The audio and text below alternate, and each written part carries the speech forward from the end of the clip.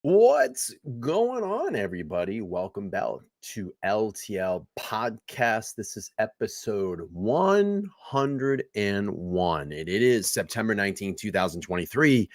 I want to welcome you back into the live show. If you are here live, feel free to chat in the chat to the side of the right-hand side of your screen. And if you're watching this on a replay, go down there and I always say smash, but it's not smash. Type hashtag replay down there in the comments section. How is everybody doing this evening? Well, we have a lot of weird things going on in the Richard Allen Delphi murders case. I have to probably say, I think this is my first official stream about it. I did cover a little bit of this in the past, but this has completely gripped my interest now, and what a strange bunch of allegations that came out. So what I want to do this evening is I do have an article from the Daily Mail that we will pull up and go through. I have the memorandum. It's like 138 pages. Maybe we'll pull that up a little bit and go through it. And I also have a segment from Court TV that we're going to go through and kind of explain like what the hell is going on. If you saw my YouTube short earlier today, about 3 o'clock that I dropped, I said that at the end, like, what the hell is going on in this case? And, like Mindy's saying, I haven't really followed it until now. I haven't either, but this is like, you got to start following this now because there are so many twists and turns in this case now. I mean, I don't even know where we start with it. I don't even know how this is going to finish, but we're going to look at it tonight and get into it. Before I get into it, I want to just recognize everybody in the chat. Karen Broderick has become a new member of the channel. And you know what we do with our new members? We give them the congratulatory tone.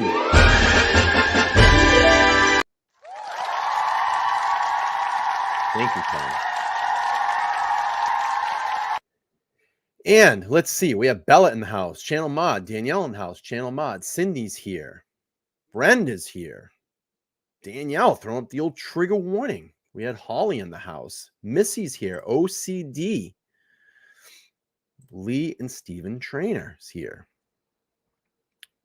Angela P in the house, Amanda's here, Sam is here, Sheila is here, Texas Ranger in the house, Harley Girl, Ron Jones, my brother from another mother, Janet in the house. Let's see. Crime Spies checking in. Hey, yo. Hope is in the house. Mary's in the house. I got to go back up to here because I thought this was funny. OCD says, Brian is tardy. Nose building anticipation. All right, let's get into this article. Everybody will fill in the chat. Hopefully we can get in a large crowd this evening. No, we're just getting into it, CG. We're just getting into it. Thank you for being here. All right, let's pull up this article from the Daily Mail.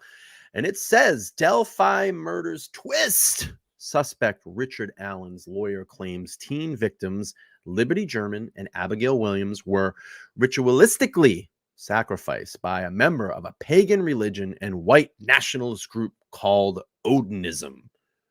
I mean, if you need more things in this story, this is it. This is it, folks. All right, let's go on here. Attorney submitted the documents in a bid to get Allen County Judge Francis Gull to throw out evidence. They claim that the prosecutors and police failed to disclose the link to the religion until May 2023. Allen is accused of murdering Libby and Abby while they are hiking through Indiana's Delphi historic trails. Now, look, I am not here to say that any of these groups are involved.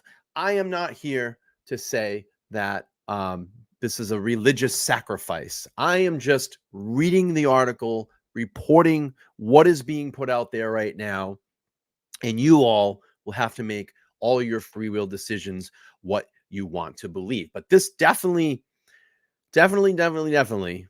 is strange. And I was reading some of the 138-page document today, and it gets wild and it gets crazy.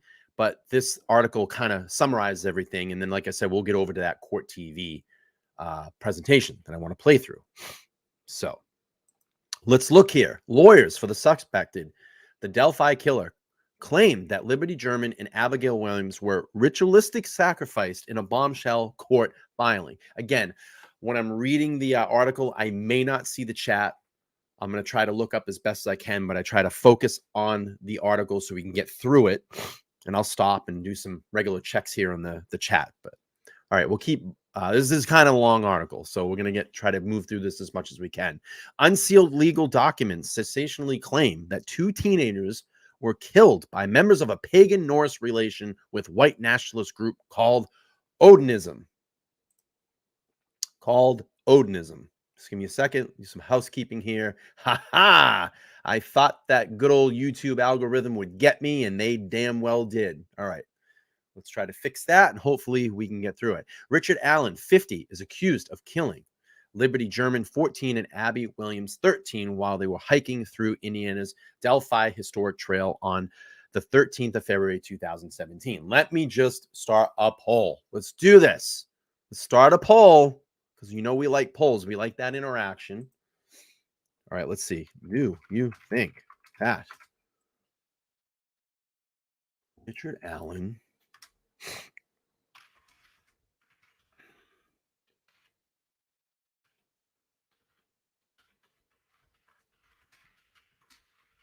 All right, poll coming. I want to see what everybody says. Poll coming. Oh, dun dun dun. Being a pervert. Being a bit of a pervert. All right. Poll at the top. Poll at the top. Poll at the top. All right. Let's move on here. Attorney for Allen are asking Allen County Judge Francis Gull to throw out evidence collected during a search of his home before his arrest last year. His team argues that authorities left out important information in their request for the search warrant, including a link to Odinism. God, did he change or what? He looked like he aged about 10 years. It's kind of looks like someone that we know that looks like he aged about 20 years while in prison. All right, let's see. The newly unsealed filing state members of a pagan Norse religion called Odinism, hijacked by white nationalists, ritualistically sacrificed Abigail Williams and Liberty German. Bradley Rossi and Andrew Baldwin are requesting a Frank's hearing, which means they have reason to believe investigators withheld information from a judge or intentionally lied in order to get the search warrant approved.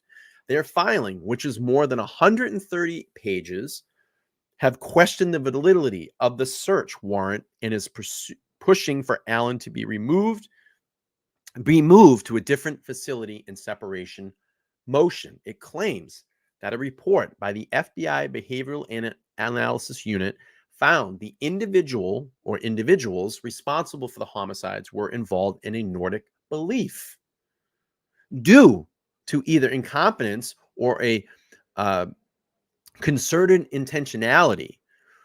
though in the charge of the investigation refused to arrest or even properly investigate these obvious suspects, the filing added. They say the suspects were named and ignored in a 12-page Odin report compiled by a trooper with the Indiana State Police. The lead agency on this case, ISP investigators say that the FBI unit never made such findings. This is bizarre and wild. Lawyers have also claimed that one man from Longsport posted social media images mimicking ruins found at the crime scene in the weeks after the killings. God, this is so odd. In the filings, they claim that the man who dailymail.com are not naming was an Odinite whose son had dated Abby. This is wild. This is so weird. His social media posts seemingly taunted the very police that refused to fully investigate him.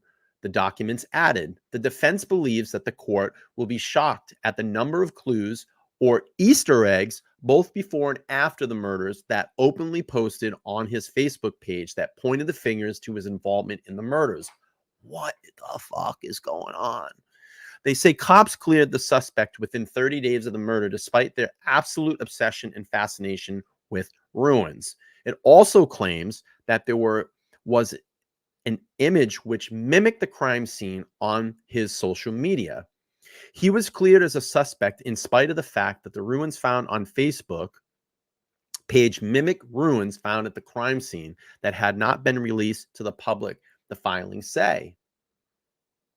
The documents added the investigation had barely begun, but the unified command had already cleared the very man that any person with even a small amount of common sense or curiosity would believe has a strong candidate for being involved in the murder of the girls. When contacted by dailymail.com, the man in question said in a statement, "If there are any lawyers out there that would like to help me pro bono go after the defense for pain and anguish they have caused me and my family, that would be awesome." Four other men have also has the finger pointed at them by the filings, with one alleged confession to the sister that he had killed the girls. The official investigator is an utter failure in pursuing the Odinistic suspect in spite of powerful evidence of Odinites' involvement in the murders, Allen's attorney claimed. As part of the documents, they argue that Allen cannot be linked to Odinism or any other pagan religion or white nationalist groups. This is crazy. This is nuts too. That this photo, Abby was seen in a Snapchat video posted by her friend Libby in February 2017, moments before both were murdered. This is crazy. All right, let's keep reading on. I hope everybody's still with me. This is nuts. This is nuts. Okay, the filings also state that ruins were left around the girls' bodies made out of sticks, tree branches, and the F symbol using the blood of Liberty German. It's crazy. It also states that Abby had sticks in her hair which crudely mimic horns or antlers. Evidence supports that the crime scene these murdering Odinites left behind obviously signatures, symbols in the form of ruins, it states. It went on. Sticks and tree branches were deliberately, carefully, and proficiently placed in each girl in a certain arrangement, mimicking certain ruins. At least one of the branches appeared to have its end cut off cleanly by some type of tool, like an electric saw, providing proof of its preconceived plan.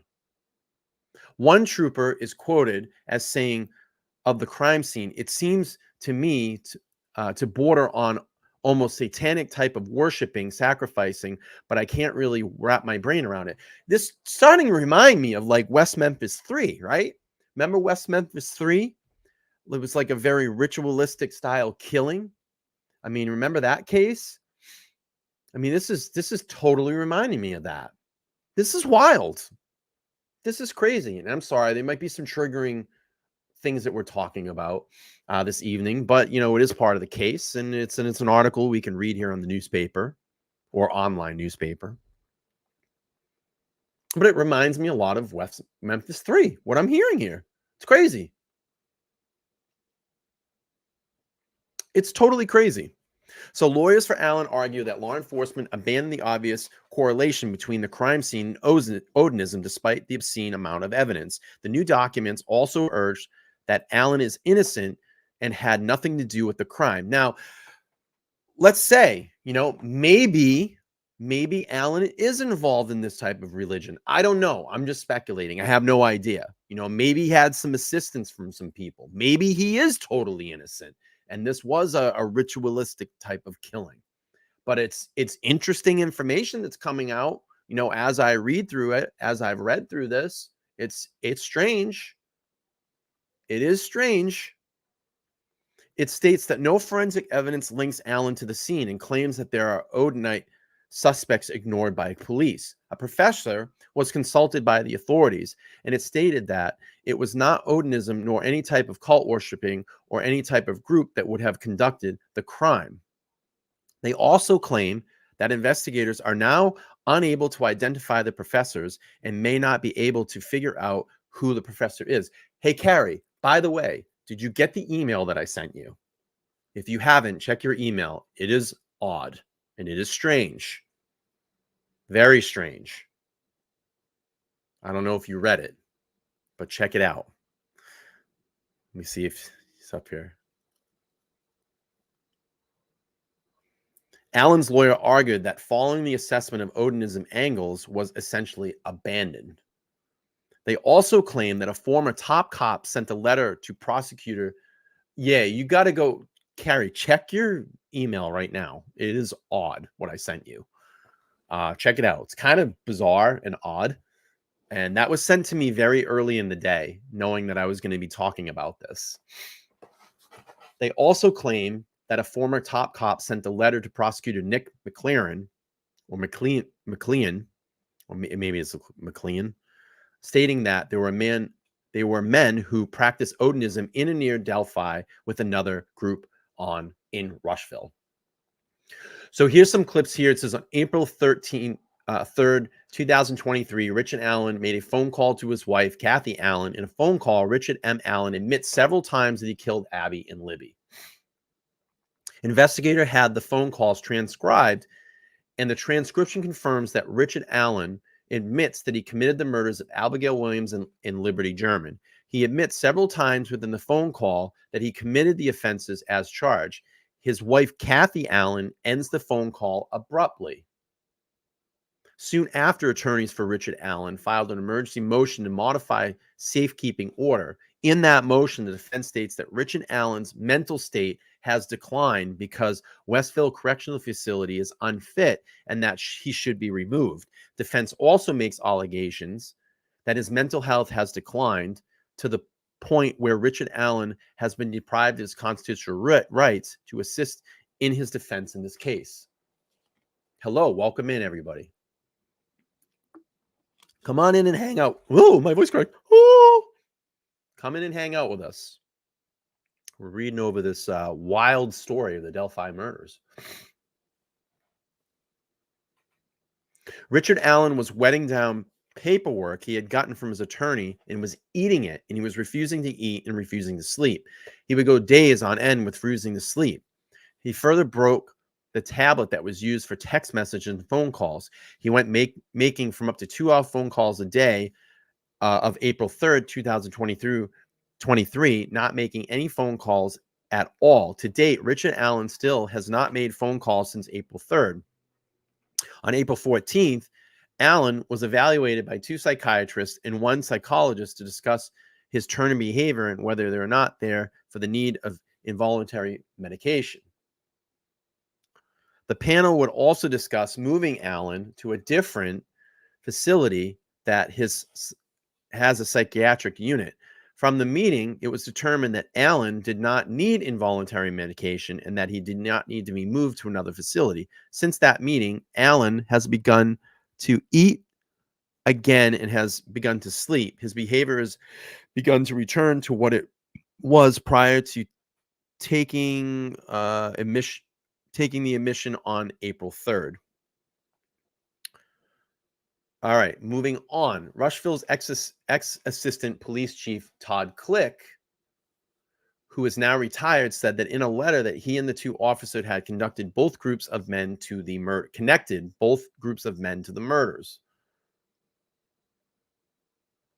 Part of the documents include an 85-page compilation of reports prepared by Click in 2019 on the case. The letter that Click sent to McClellan was the first that the defense had heard that the FBI actually believed the Odinists were likely involved. It added, and in other words, this report contained exculpatory evidence that Unified Command concealed from the defense. This information was and is crucial for Richard Allen's defense. While the prosecution has begun holding onto this exculpatory evidence, Richard Allen has been living in hell. Part of the argument also claims that members of the Odinist cult were working as correction officers for the Independent Department of Corrections at Westville Correction Facility where Allen is being held. They state that inside the prison, Allen is being treated, threatened, intimidated, and mentally abused.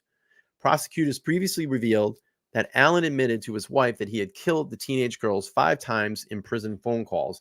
Carroll County prosecutor Nicholas McClellan openly stated that he believes Allen is not the only actor involved in this, and prosecutors have alleged that he attempted a kidnapping, though he has not been charged with this. DailyMail.com did not immediately receive a response when conducting Carroll County Prosecutor's Office for Click for comment. Hello, Danielle. Good to see you. Come on in. Hang out. Let's hear about this Odinism in the Delphi murder case. This is wild. Okay. Carroll County Sheriff Tony Liggett and spokesperson for ISP declined to comment further, citing a gag order in this case. I'm looking to see if Carrie has come back. I sent her something earlier today. It was wild. Libby's iPhone was discovered under her body and contained a 43-second video that helped investigators piece the case together. So they have a 43-second video. Is Allen seen in that video? Are there other people that are seen in that video? I think she read it. That's wild, right, Carrie? You got the email? See what she says. That's crazy, right? I wonder if other channels have been receiving that email as well. I'd be curious.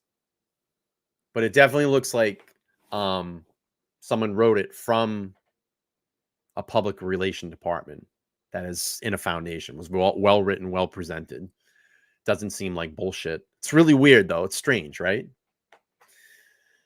I may reveal it. I don't know. I'm kind of sitting on it. What do you think, Gary? Should I not reveal it? Should I not reveal what we're talking about? Maybe I'll wait, see what happens. It's odd. It's very odd. It's weird. Everybody's like, what are they talking about? All right. Details of Allen and other allegation confessions have not been shared. He is to have broken the tablet he used to make texts and send phone calls, and is not believed to have called or texted anyone in months. We need to chat about it. Oh, boy. I don't know. I'm kind of afraid. Is it weird? It's weird, right?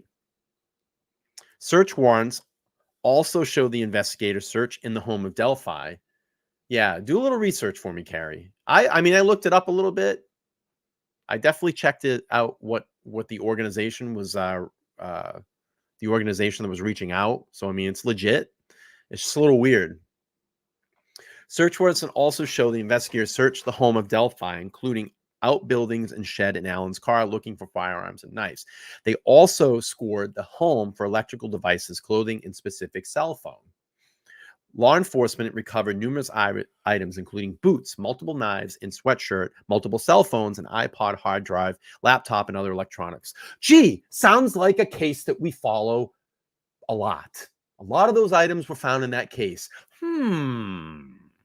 What case am I talking about? An affidavit released in November 2022 shows that an unspent .40 caliber round was found between the teenager's body, and that it was later linked to Allen Sig model P226 firearm through forensic evidence. Prosecutors believe the gun links Allen directly to the case after forensics determined a bullet found next to the girl's body had cycled through the gun. This is wild. Kathy Allen, who confirmed to police that her husband owned several guns and knives, as well as a blue Carhartt jacket similar to the one worn by the bridge guy. Gee, sounds like a lot of things that we talk about in the Idaho 4 case. He had pled not guilty, both counts of murder. His defense attorney, Andrew Baldwin, previously said that Allen was the wrong guy and had sealed probable cause affidavit is flimsy, adding, "You expect more than what I saw." Prosecutors have not named any potential accomplices. Ron Logan, who died in 2022, had long been a prime suspect in the killings after the girl's body were found on his property, and Keegan Klein has also named as a possible murderer. Both girls' bodies were discovered in Logan's property, just 1,400 feet from his house, and it was revealed over the summer that his alibi for the day of the murder did not line up. His home was searched, and he was arrested shortly after the killings, but he was released and never charged. The voice in the clip released by police of the man talking to the girls shortly before their deaths was described as being not inconsistent with that of Logan. The FBI investigation included.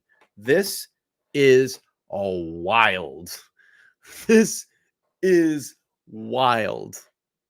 Holy smokes. I mean, how many layers can you add to this? How many layers can you add to this? Wow.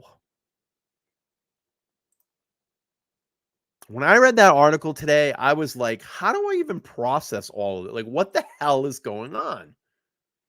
What the hell is going on? Wild. All right, let's look at our poll. Do you think that Richard Allen is the person responsible for these murders? 74% right now say yes, and 26% say no. I mean, I think there's a lot of probable evidence in this case that links Allen to this. Now, did he have help? Was this a ritualistic style murder? We don't know. But this is wild. All these allegations, these new allegations. All right, let's hear from Court TV. Let's hear from Court TV. We're going to play this segment, and I have a longer segment from Vinny. Vinny. All right, let's go. Welcome back to Opening Statements. And now to our deep dive on the latest developments in the Delphi murders. We want to spotlight the family behind this tragedy, because those beautiful young girls are what this case is all about. Let me, I'm having a conversation with Carrie. Let's see. What do you think, Carrie? You think I should talk about it? Maybe they'll reach back out.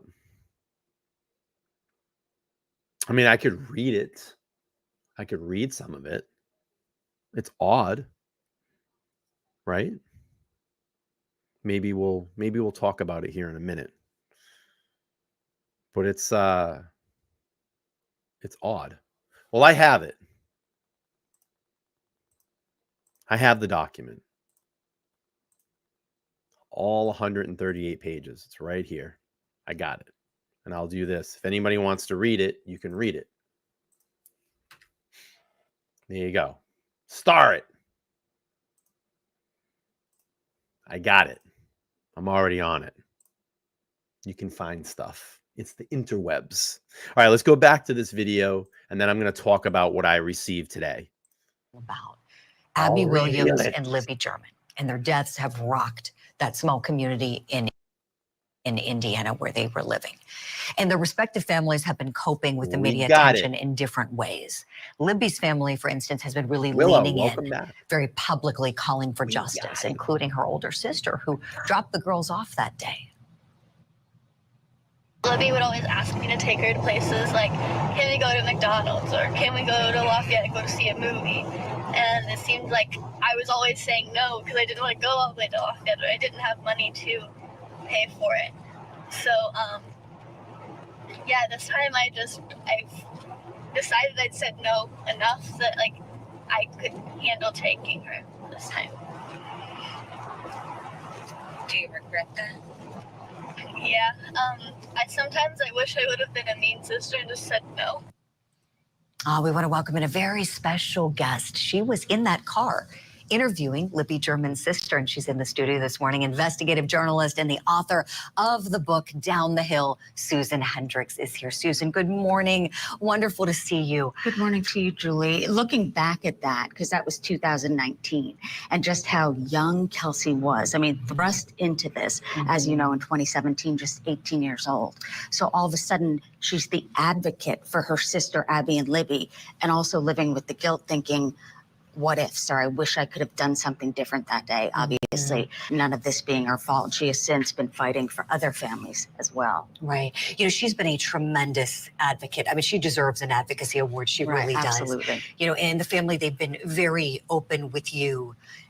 Tell us, how do they feel now? This is kind of a weird stage because we're not at trial. We're kind of in limbo. Delphi is trending on Twitter right now. It is a huge hashtag on Twitter. It is trending right now. Right. And now with this latest announcement about the defense motions, what, if anything, are they sharing about how they feel? Well, of course, as you know, joining this episode of the LTL podcast. For close to 6 years, that was the goal. Find the person on the bridge, find the person that did this. Again, Richard Allen, innocent till proven guilty. But now that someone is in custody, I remember looking at Becky. It was October 31st, Halloween, the day of the presser. And she looked a little bit defeated. And I asked her about that. And she said, well, I don't know what my purpose is anymore. It was really to advocate, to fight, to find this person. Now that someone's in custody, I don't feel like I have purpose. It has to shift. That's when Mike, her husband, Libby's grandfather, said, look, our purpose now is that trial in terms of helping in any way that we can and doing what we can. Because as you heard, the prosecutor, Nick McClelland, even saying, look, there could be other actors involved. So the family is shifting to that mode. But retired cold case investigator Paul Holes has said to me and the family several times, look, this is not an easy process. And this was before someone was in custody, saying once it does go to trial, it's not easy for anybody. Get ready for that. So I believe that the family is getting ready. Obviously, they want to be there to see this through, but of course, excruciating for both families. You're absolutely right, Susan. It is excruciatingly painful. It never gets any easier. Even when the case is closed, Yeah. You know, legally it might be done, but it's never done in your mind and That's your heart. a good point. It's just awful. That's a good point because Becky did say to me, Susan, I don't really know what justice looks like. It's not justice for Abby and Libby because they'll never come back. Right. That would be justice if they could be here. But she did say, look, I'm glad if it is this person that he can't do it to someone else because that was the biggest fear. Close to 6 years, no one in custody. If someone did that, is capable of doing that, Doug Carter has said to me in the past, then they're going to do it again. We don't know when. That's a great point. Yeah. That really is. You know, and Susan, I mean, you dug in so much. I did a beautiful job throughout the progression of this case. Really at the inception, you were all over this. Yeah, and become one of the leading voices on it. And the family members of the German family really trust you. You become like a friend to them, which is such a testament to the person that you are, in addition to being such a fine journalist. We know that the Williams family just isn't as comfortable with the media, which is understandable. Certainly can't blame them. Tell us what it's been like. You've certainly tried to communicate with them. What have those efforts been? And I have spoken to Diane, Abby's grandmother, and Eric several times. And early on, I believe it was maybe March 7th, where Mike Patty got up first time and saying, hi, I'm Mike Patty, I'm Libby's grandfather, and please respect Abby's family. And he read kind of a message from them that said, look, we respect Libby's family, but this is how we're getting through this. As you know, it's different for everyone. There's people out there who say, hey, this makes me feel like I'm doing something. Get out in front of it. Hand up. I just think it's crazy, all the layers to this. Like when I started reading through this document today and reading the story, I'm like, there's so many layers that are just piling on top of this. Like, you don't know what to believe, you know? Is Richard Allen involved? Is he the only person that's involved? Could this been other people involved in this? I mean, it's crazy. You know, the evidence that we're seeing, we're hearing, it's just, It's nuts. It's legitimately nuts. At the flyers. For others, not so. And they understood that early on, as anyone would understand it, of course. Right, Susan. We've got another clip we Super want to play. This is crazy. from your interview with Kelsey, who's, of course, Libby's sister, dropped the girls off at the trail on that dreadful day. How long after you dropped them off did someone call you and say, we can't find them? I think it would have been 2.5 hours later is when I got the call from my grandma. You probably Yeah. thought it was no big deal, that Seems nothing it. was wrong, or did you immediately start to worry? I figured it was just something like I forgot to do the dishes or something along those lines, or maybe she was trying to see where I was. Seems it, doesn't it? I never would have imagined it was her calling to tell me my sister was missing. Susan, take us back. At what point in time was that interview, and contrast it with now, please, where we've got a gag order in place? So much has happened since that interview, since that car ride. Yeah, And Indiana. Kelsey was nice enough to take me to where she went that day and dropping off Abby and Libby. But she has since had a little baby girl, which is exciting, this August. And Becky said to me, you know, she's just so sweet. She sleeps through the night. So talk about joy to their lives. And I remember speaking to Kelsey. She was planning her wedding, getting ready to get married, and said to me, you know, I asked her about kids, and it was a conversation around dinner table with her family. And she just said, I don't know, I have to find. Her advocacy of finding the person that did this came before. I guess she put her life on hold. And now that someone is in custody, she feels like it's okay to be okay now. I know Libby would want me to be happy and keep moving on, but she does still feel guilt, like especially the milestones. When Libby was supposed to be a senior in high school, the families go through that. This would have been this for her. She would have been this age. So of course, now the new stage, the trial, we'll see what happens, but they have each other. They're a unit. Both families really are, and they lean on each other. And Paul Hull's saying, look, they're going to need it now. You're right, Susan. Paul is right. And every good wish to them as they continue going through this painful process. And I know that they've been able to get some comfort in knowing that people care. Your book has brought them a lot of comfort, I know. Tell us about Kelsey and reaction to your writing. I asked her to write the foreword because I wanted her blessing in terms of this book, and I wanted her to know it was from the perspective from what I saw with both families, more so than even what was going on during the long investigation. I do discuss that as well, but really I wanted it to be from the perspective of the families and what they go through with this investigation. In the beginning, of course, the shock, and then year after year, no one in custody. And there it is. I sent the book to Kelsey, and that's it. Her baby's crib. Oh, with her baby's crib. Oh my God. And she just said, you know, what I appreciated, she said, thank you for keeping my sister alive, to talk about her. So her pictures are in here, what she was like, how she was silly and funny, and Abby as well. I wanted to make sure that the girls were not overlooked in all of this, because that can happen. A lot of trials that we have covered at HLN, the victims are discussed, but they're certainly not at the top of the story. Thank you for saying that, Susan. You're absolutely right. It's something that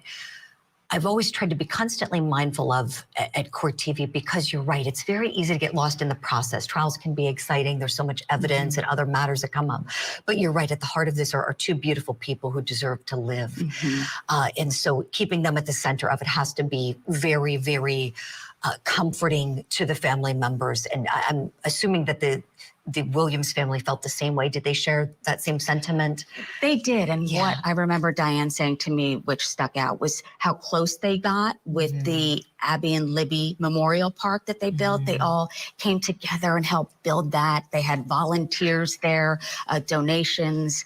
That, of course, is Anna, Abby's mom there, and her grandfather. That's Mike Patty. So they came together and said, you know what? We're not going to talk about what could have been. We're going to talk about what will be. This park in their memory, an amphitheater, fields, kids having fun, and remembering Abby and Libby, which is key. Oh, that is fantastic to hear.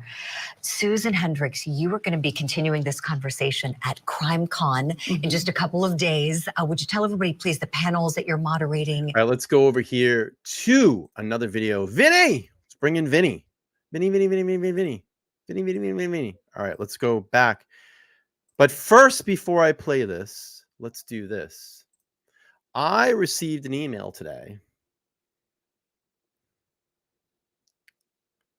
I'm not going to get a copyright hit. Don't worry about it. I received an email today, and I'm going to read it. And I'm wondering if other creators that are following this case got this same email. It's interesting. I'm going to read it and see what you all think. I shared it with one of my moderators. All right. Grab your popcorn. Grab your popcorn, and we'll get through this. And we're going to... Hide your kids, hide your wife. All right. I got an email at about 3:08 p.m. this afternoon. I'm wondering if they're watching and they're listening. They're watching me. It says, hi. First, the title is Delphi Murders and Odinite Defense. Hi, I am Piper Perry, a public relations director for The Troth. I'm contacting you about the coverage of the Delphi murders and the allegations that the murders were Odinist and Odinite ritual sacrifices. The Troth is a 35-year-old educational and service organization that represents thousands of people worldwide who practice pre-Christian Germanic faiths, including Norse paganism. Norse paganism includes the worship of Odin. We would like to address the misinformation put out by Odinists and talk about our abhorrence for human sacrifice and white supremacy. We have only eminently respected members who would be available to address the misinformation. Lauren Crow and Joe, I think it's Hunding.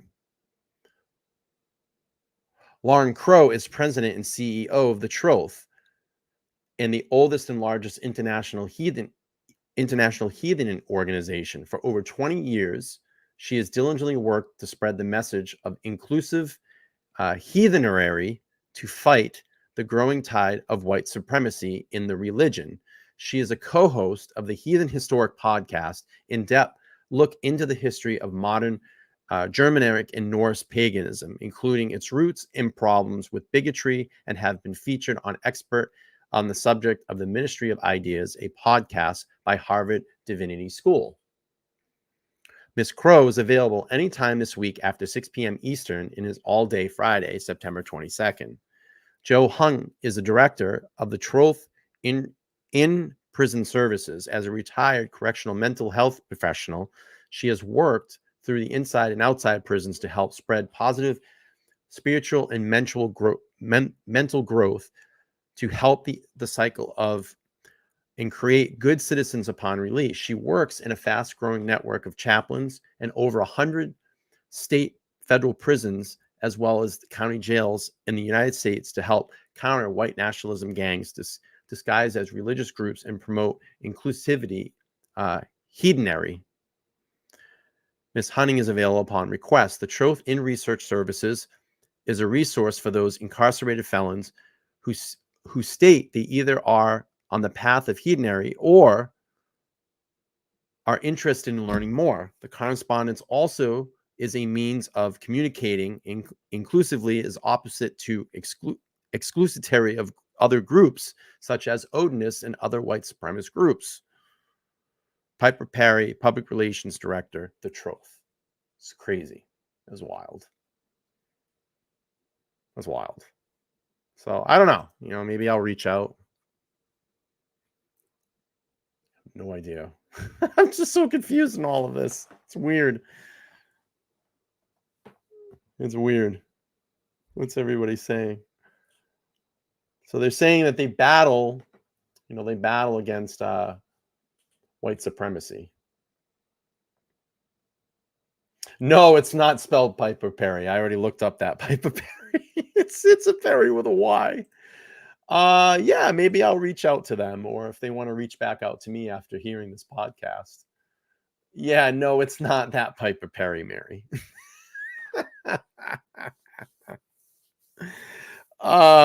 We started looking at it. I mean, it is a group.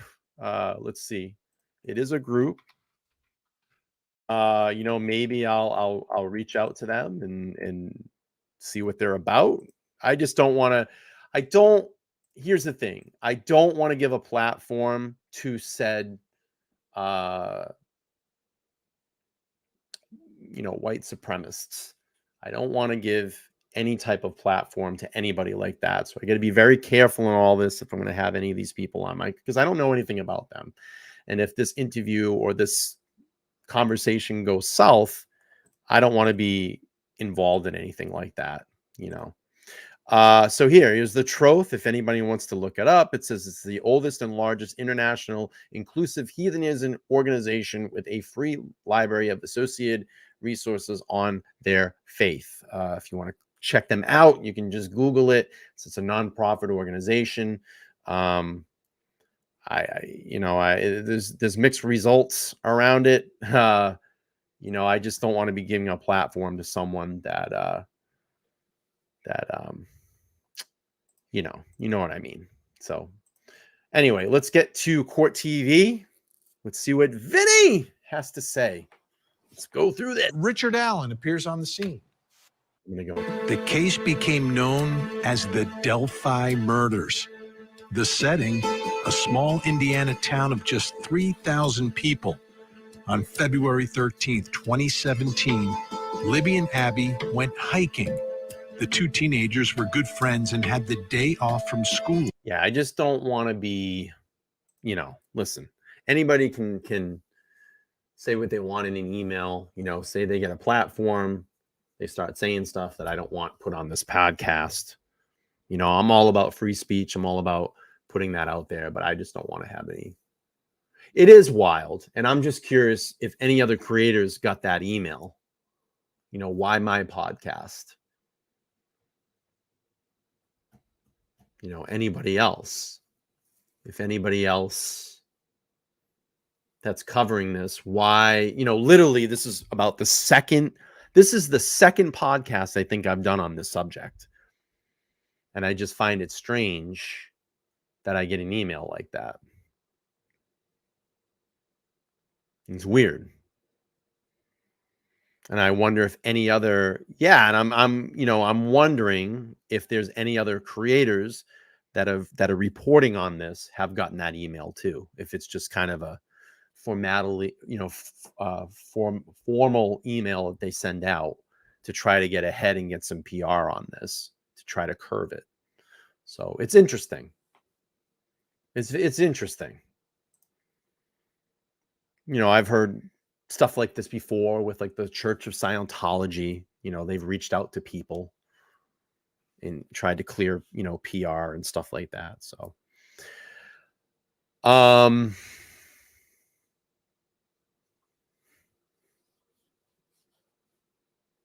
it's interesting. All right, let's keep playing through this. Vinny! The weather was unseasonably warm, but when Libby and Abby did not show up when they were supposed to get picked up, their families began to worry, and they began to search. Then, the next day, the bodies of these two girls were found, both victims of murder. Then, over the course of the next 5+ years, there were no answers, no arrests, just a series of disjointed clues, like two sketches that looked nothing alike, a video of the suspected killer, and a short audio recording of his voice.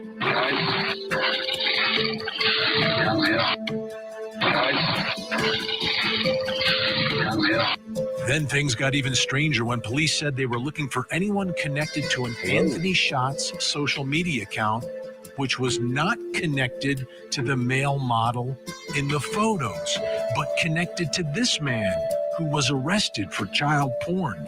Then came the arrest of Richard Allen for the murders of the girls, someone who was not on anyone's radar. Now tonight, for the very first time, we get some insight into Allen's defense and what he says really happened to Abby and Libby. A ritualistic killing committed by members of a paganistic religious cult.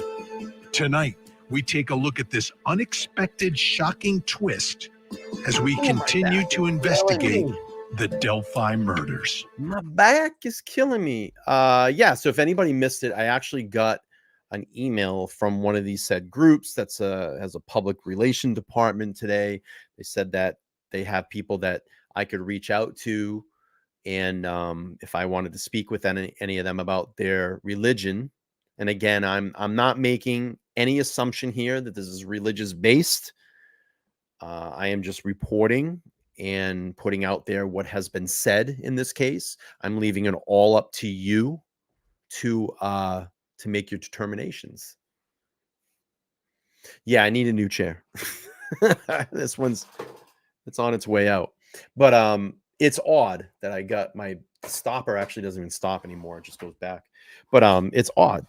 And I wonder if any other creators got that email. Okay, let's keep playing through here. Vinny! I'm Vinny Politan. Thank you so much for joining us tonight.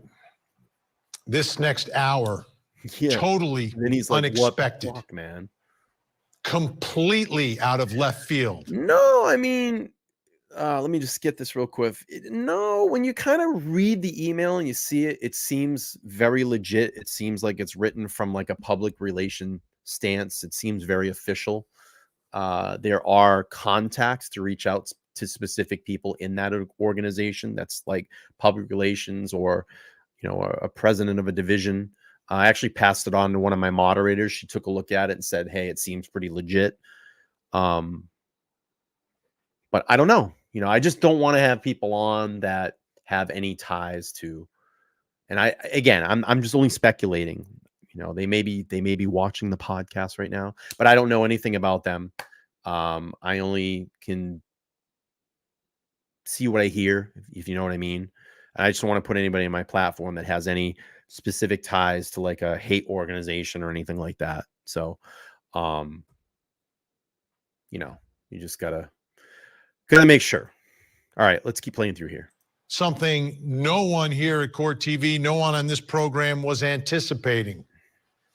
Today, for the first time, getting some more of the details associated with the murders of Abby and Libby. Yeah, of course. Let's remember, this case went unsolved for 5 years.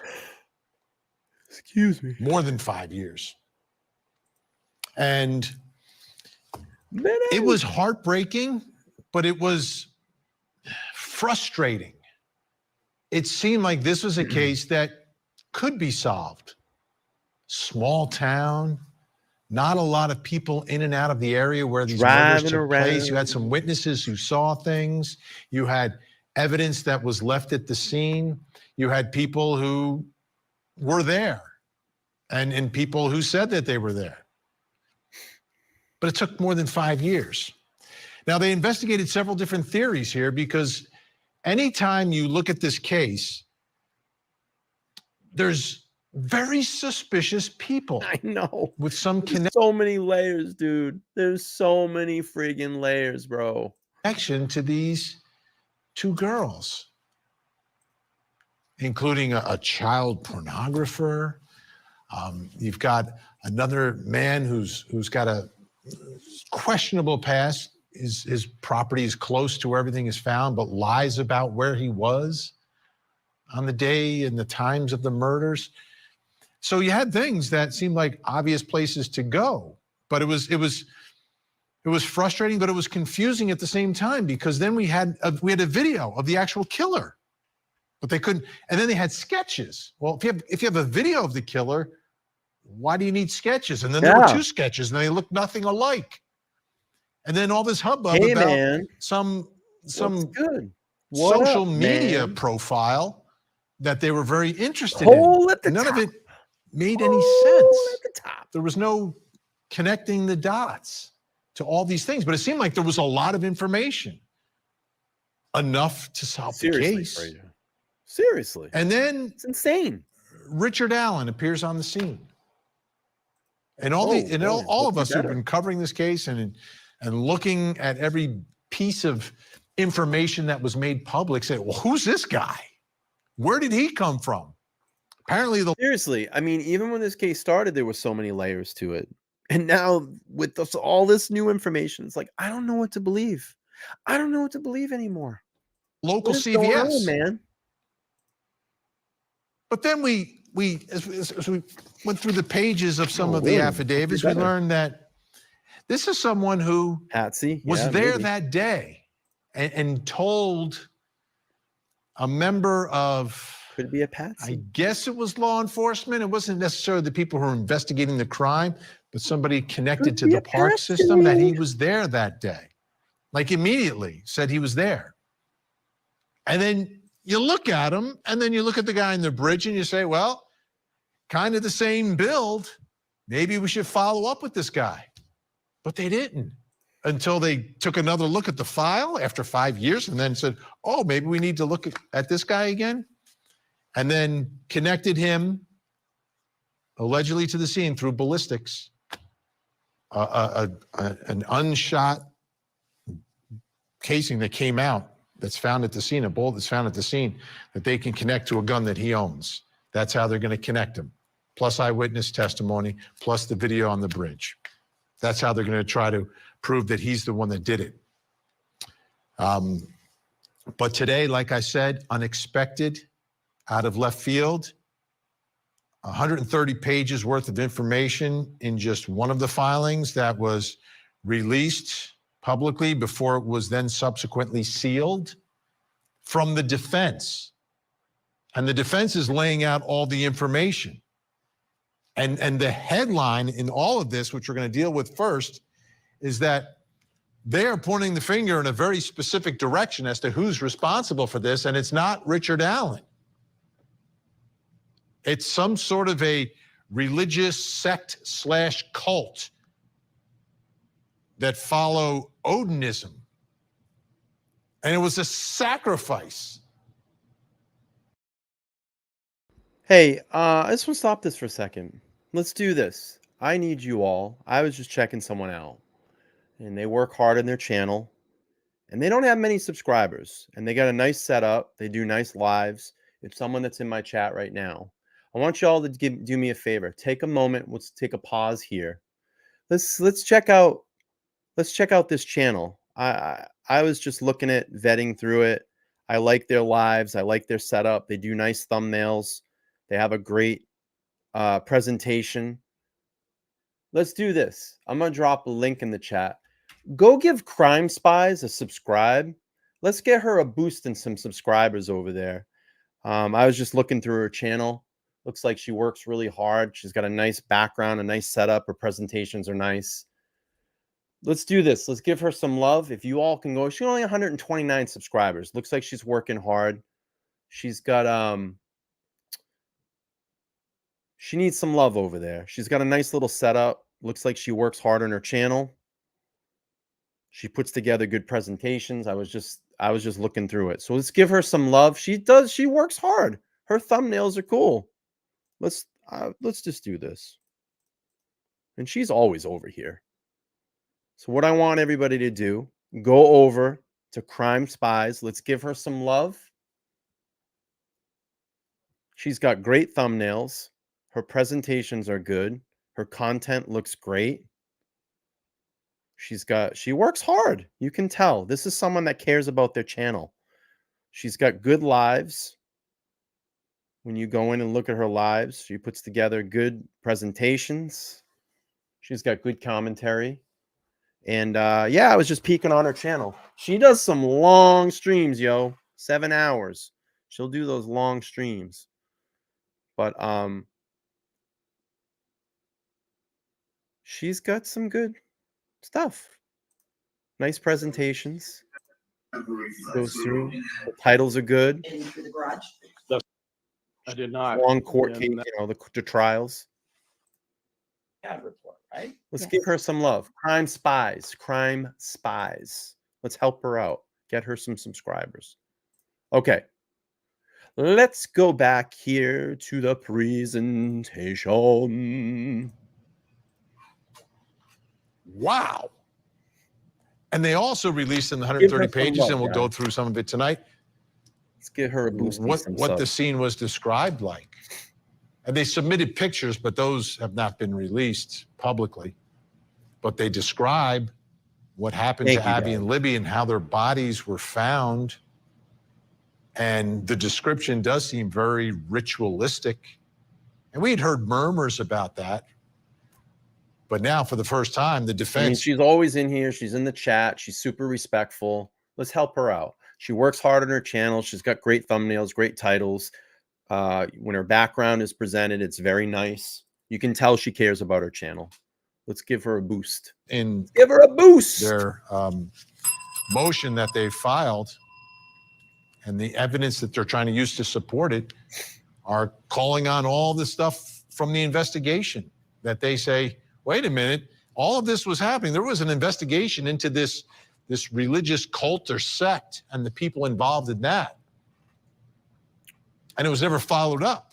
Awesome. Thank you, guys. And there's members of law enforcement, 3 specific members of law enforcement who continued down that road and were upset that they weren't following that road.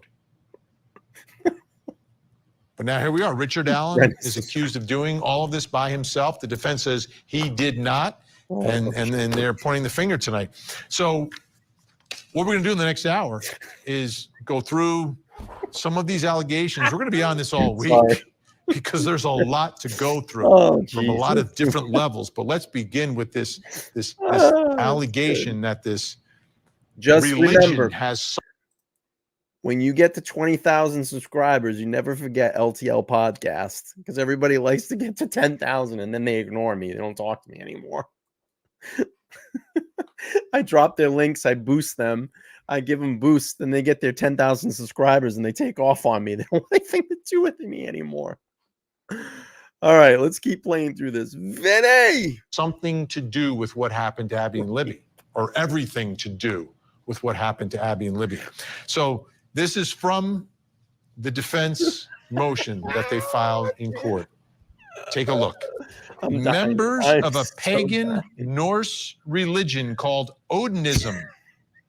This is key, I think. Hijacked by white nationalists. So they're pointing the finger at white nationalists. Oh, Lindy's got me in a stitch. According to the defense, hijacked this religion for their own purposes.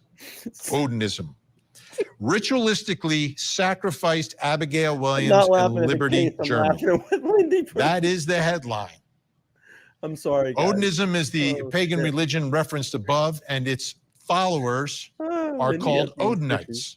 Odinists are enamored of Viking Nordic culture. Evidence supports that at the crime scene. These murdering Odinites left behind obvious signatures, symbols in the forms of runes.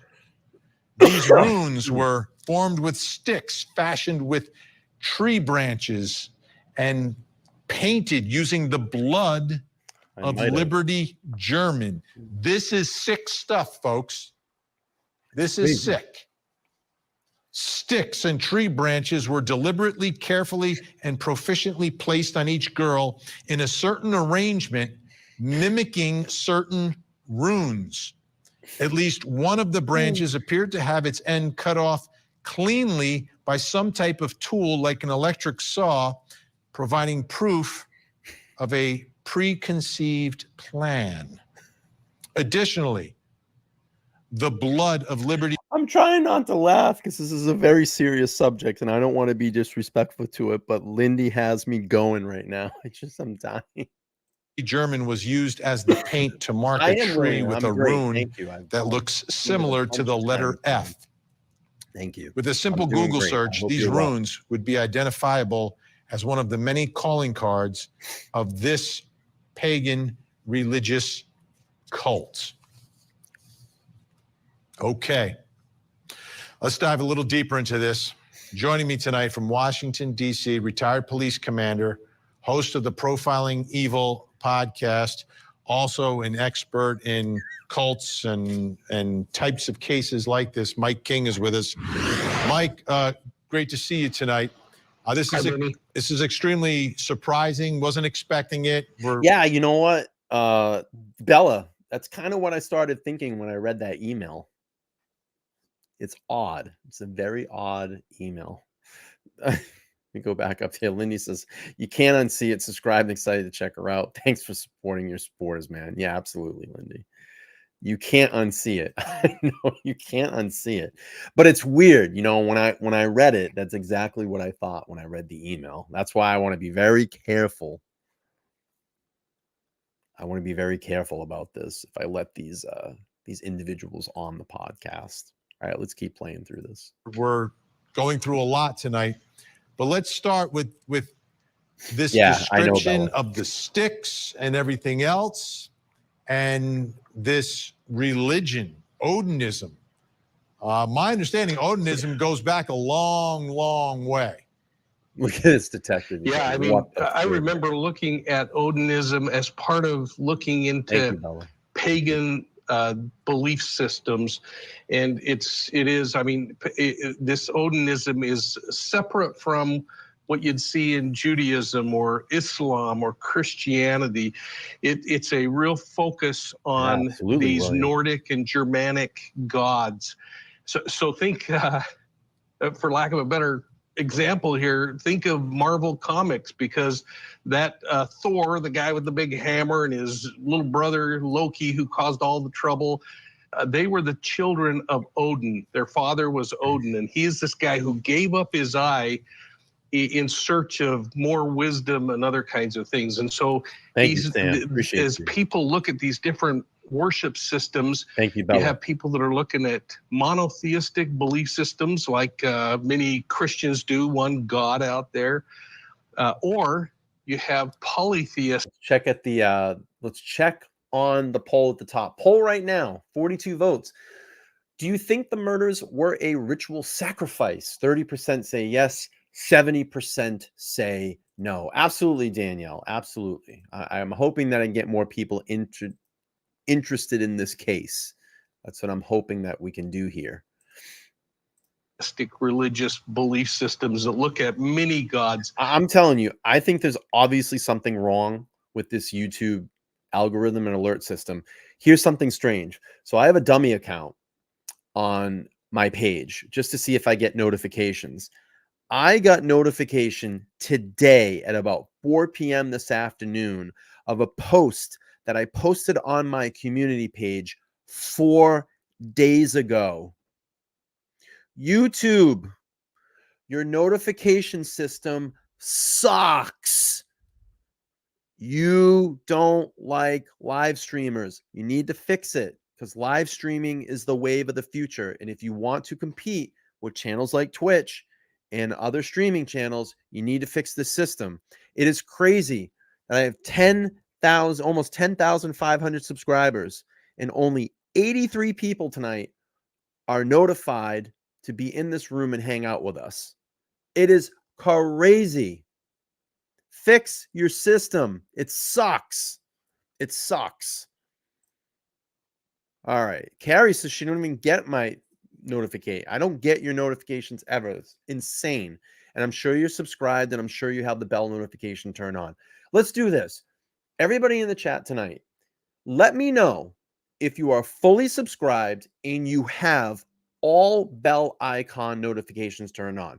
That means that the bell will be hit and it will have that little ring around it. If you have that and you get my notifications, type a 1 in the chat. Type a 1 in the chat. If you are here and you did not get the notification, but you know what time I go live at night, type a 2. I want to see. I want to see.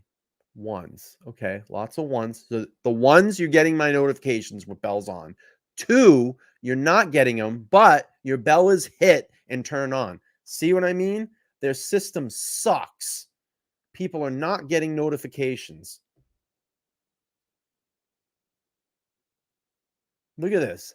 All these 2s. These are people that are subscribed and bell notifications turned on, and they get no notification of when I go live. This is why the live counts on our streams have completely gone down. Carrie's a mod. Danielle's a mod.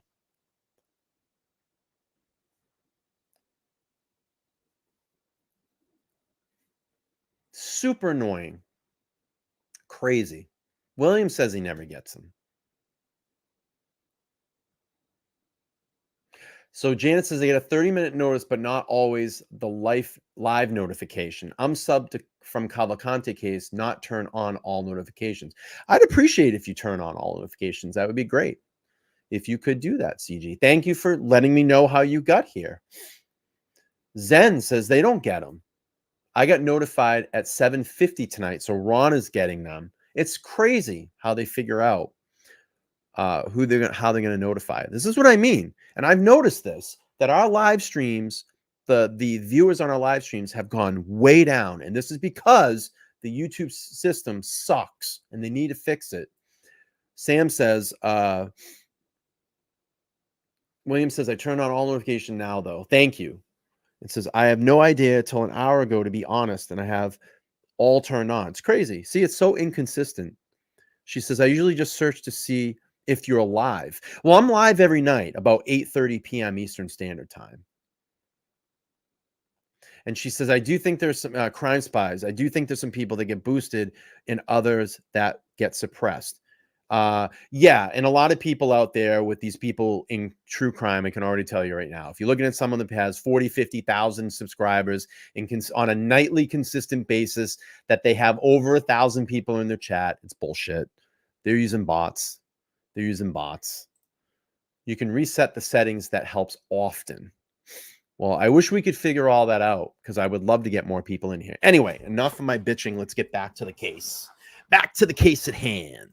And we really came to know this when we were doing the Who Killed King Tut, because we're a live show that I worked on with Greg Cooper, and that polytheistic. And it's crazy because I look at this, okay, and I have to say this, okay, and I'm gonna stick up for some channels right now. You know, I'm gonna go back to an old friend that doesn't come around anymore because they got 10,000 subscribers. But anyway, I look at things like this.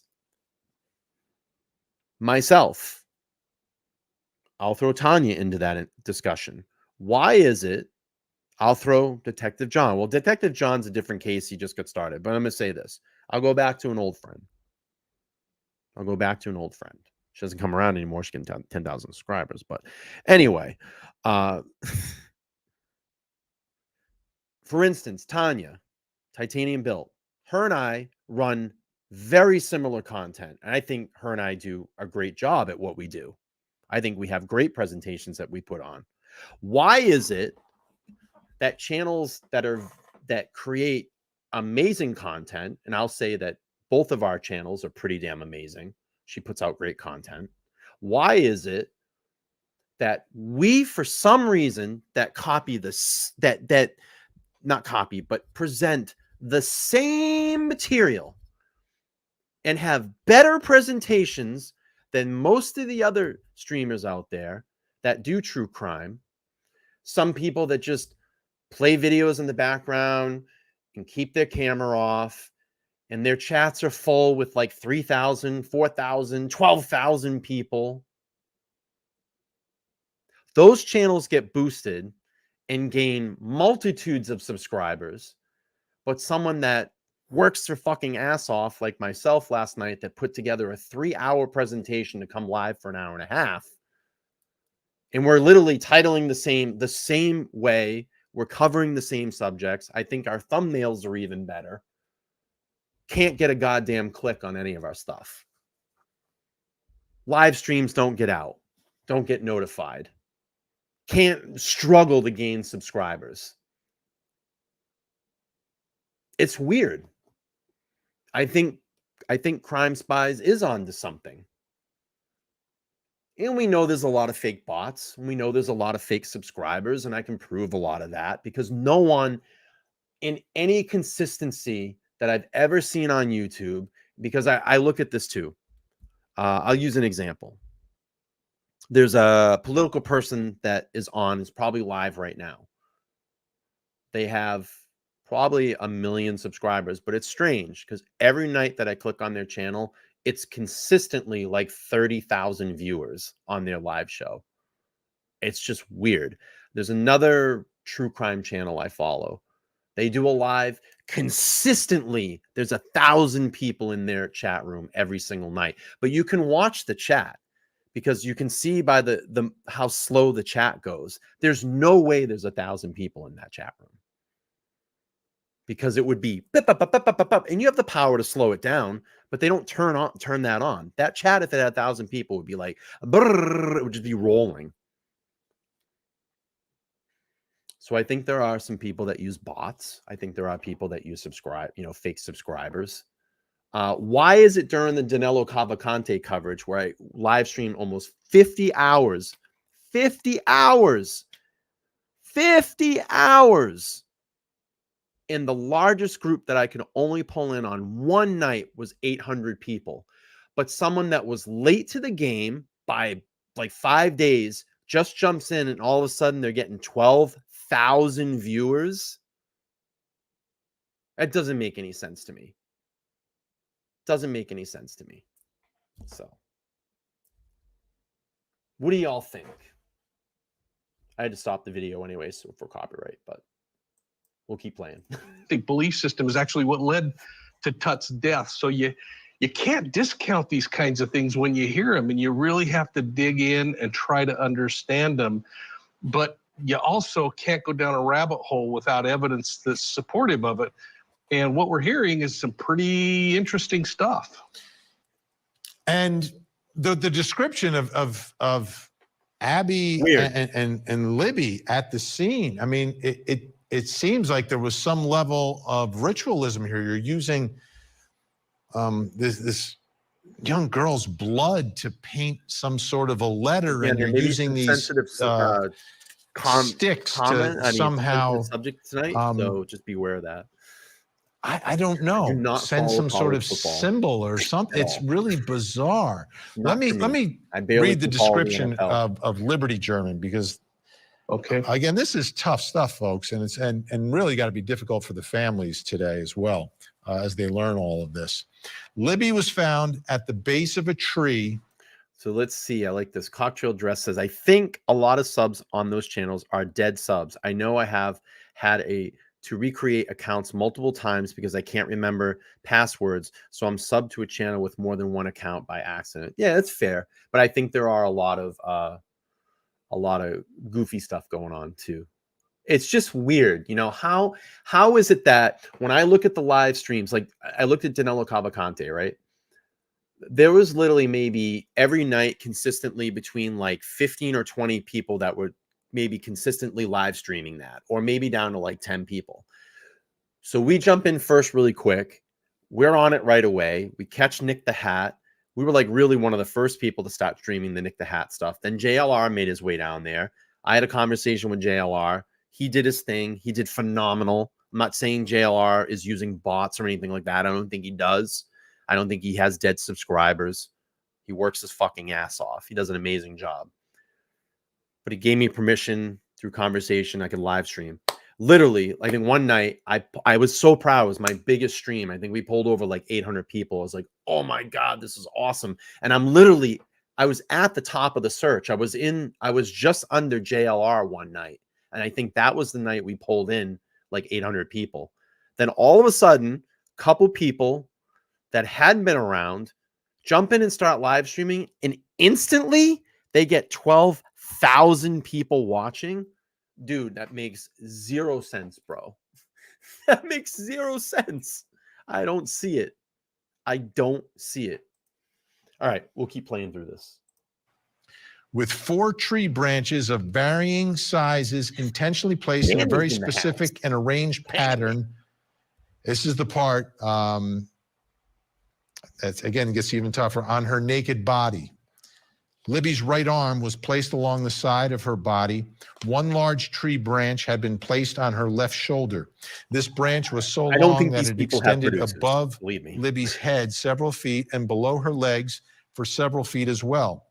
2 smaller branches formed a V where her legs joined her body near her genitalia, with both sides of the V extending upward. There's some really, really graphic stuff here, so I understand if you all need to take tonight off. Just, turn it down or pause it if you need to. You can come back. We'll get through this. Towards Libby's head, with one branch extending to the left of Libby's head and the other to the right of Libby's head. The last of the 4 branches extended across Libby's body on a line. Yeah, so like Dave says, what were their subs before they streamed Danella stuff? You know, I think some of them only gained like 2,000 or 3,000 subscribers after streaming. And I saw like one particular individual where their sub count remained like stagnant for a couple of days, where I was gaining subs. You know, I gained, 10 here that day, 20 here that day, because people are coming in from the area and we were only, we were giving that live coverage. But I saw after, where they were, and then after, they probably only gained like 2,000 or 3,000, maybe between 2,000 and 5,000 subs. But you're going to tell me that consistently every night you're getting 8,000 to 12,000 people watching? I don't think so. Oh, he lost some, really? I didn't see that. Cocktail just JLR gained a lot of subs, but he also lost some recently. I noticed too that I did lose, like I keep gaining a little bit and then losing, gaining and losing. I think probably what's happening is there was a lot of people that came that were in the Pennsylvania area, probably only for Danilo Cavalcante content, because they wanted to know what the hell was going on, and they probably unsubscribed once that event was over. And I get that. That does happen. It does happen. Yeah, I know you can buy subs and views. So I think there was a lot of that was going on. Anyway, we're going way off track here. Let's continue. Line from her Trigger right warning, shoulder trigger to warning. her left shoulder. This 4th tree branch was also connected with the other 3 branches and was placed under both branches that formed the V. Again, difficult. Libby's sliced neck was partially covered by this 4th branch. Yes, this is purposeful conduct. Good for you. That is taking place here, Mike. And I guess I'm going to tell you one thing, Crime Spies. If you're new to YouTube, okay, if you are new to YouTube, and once you start generating that content and that analytics, use your analytics. It will be your best friend. You will learn from it, and you will know when to drop videos, when to go live. If you have the ability to do it within that time frame, and you'll need to experiment and keep a journal. When you drop something, did it work? Did it get a lot of hits at that specific time? Use your analytics. Those are your friends. That is your friend. It's what you can, what you can do. So it'll help you. It'll help you. As an investigator, you could look at the way these branches are placed and try to connect it, if it is connected to some ritual, some group, some sect, or some religion. Yeah, and I guess the challenge I face in these kinds of things, Vinny, is until we can see, and hopefully we never do, hopefully it's just something that's embedded in that courtroom, but you have to think there are many, many cases out there where inexperienced killers, once they get in the frenzy of killing, they start doing experimentation. Use your community page also, Crime. Put polls up. Be interactive with your audience. You want to gain a lot of traction and use that to your advantage. Use all those things. Use your YouTube shorts. Any way and any means that you can create content, just put it out there and just make a video and move on. Make a video, move on. Make a video, move on. And you'll get 1 or 2 that come out. I've gotten a couple of them. I have one that's almost close to 100,000 views that I gained a lot of subscribers off. I recently had another one that's close to about 70,000 views. So just keep pushing. I have a live stream that went out that almost got 70,000 views. So just keep pushing. It'll happen. It's a long game. If you're just getting started, you're not going to see. I mean, I'm about 3 years deep. And this is, I'm at this level of success so far, and it'll keep growing. So just stay with it. It does get very discouraging at times, but it's highs and lows. You're going to see it. When you get that high, you're going to feel great. And you may be down at some certain point, but you will learn. If you become a live streamer, you will have those people that will come in and support you night after night after night and uplift you. And they know, they can see it. They can see it. And lean on those chatters that love and respect you, because they will help push you through this. And believe me, there has been many, many times I've wanted to quit this, but they keep pushing me and pushing me and pushing me. And now I'm starting to see that level, a small level of success in it. And I'm feeling good about the channel. And you'll start to learn what works and what doesn't. Experiment with what you have. Experiment. Ask your audience. Poll them. Poll your audience. What do you want to see? What do you want to hear about? Use that to your advantage. I'm sorry, this is turning into kind of a YouTube therapy session. But just keep going. If this is really what you want to do, put your passion into it. I looked at your channel, your thumbnails, your presentations look great. I think you're doing a good job so far. For 195, 100, and 200 subscribers, keep going. You got this. It'll work. It'll keep working. Kelly, I'm getting it out tomorrow. I promise. I'm going to wrap it up, sign it, and get the magical Danilo can of corn out to you. I'm going to get it out to you. You know what? I feel like being generous tonight. We're going to do this. Hang on. I'm going to give away something tonight. I'm going to give away a nice gift tonight. Bear with me 1 second. Let's do this. We're going to give away something, and I think you're all going to like it. I know you're going to like it. Let's do this. Let's do a prize. Let's do a Prizzy prize. Someone is going to be very happy tonight. Hang on. I'm going to go grab this, and we're going to give something away. Hang on.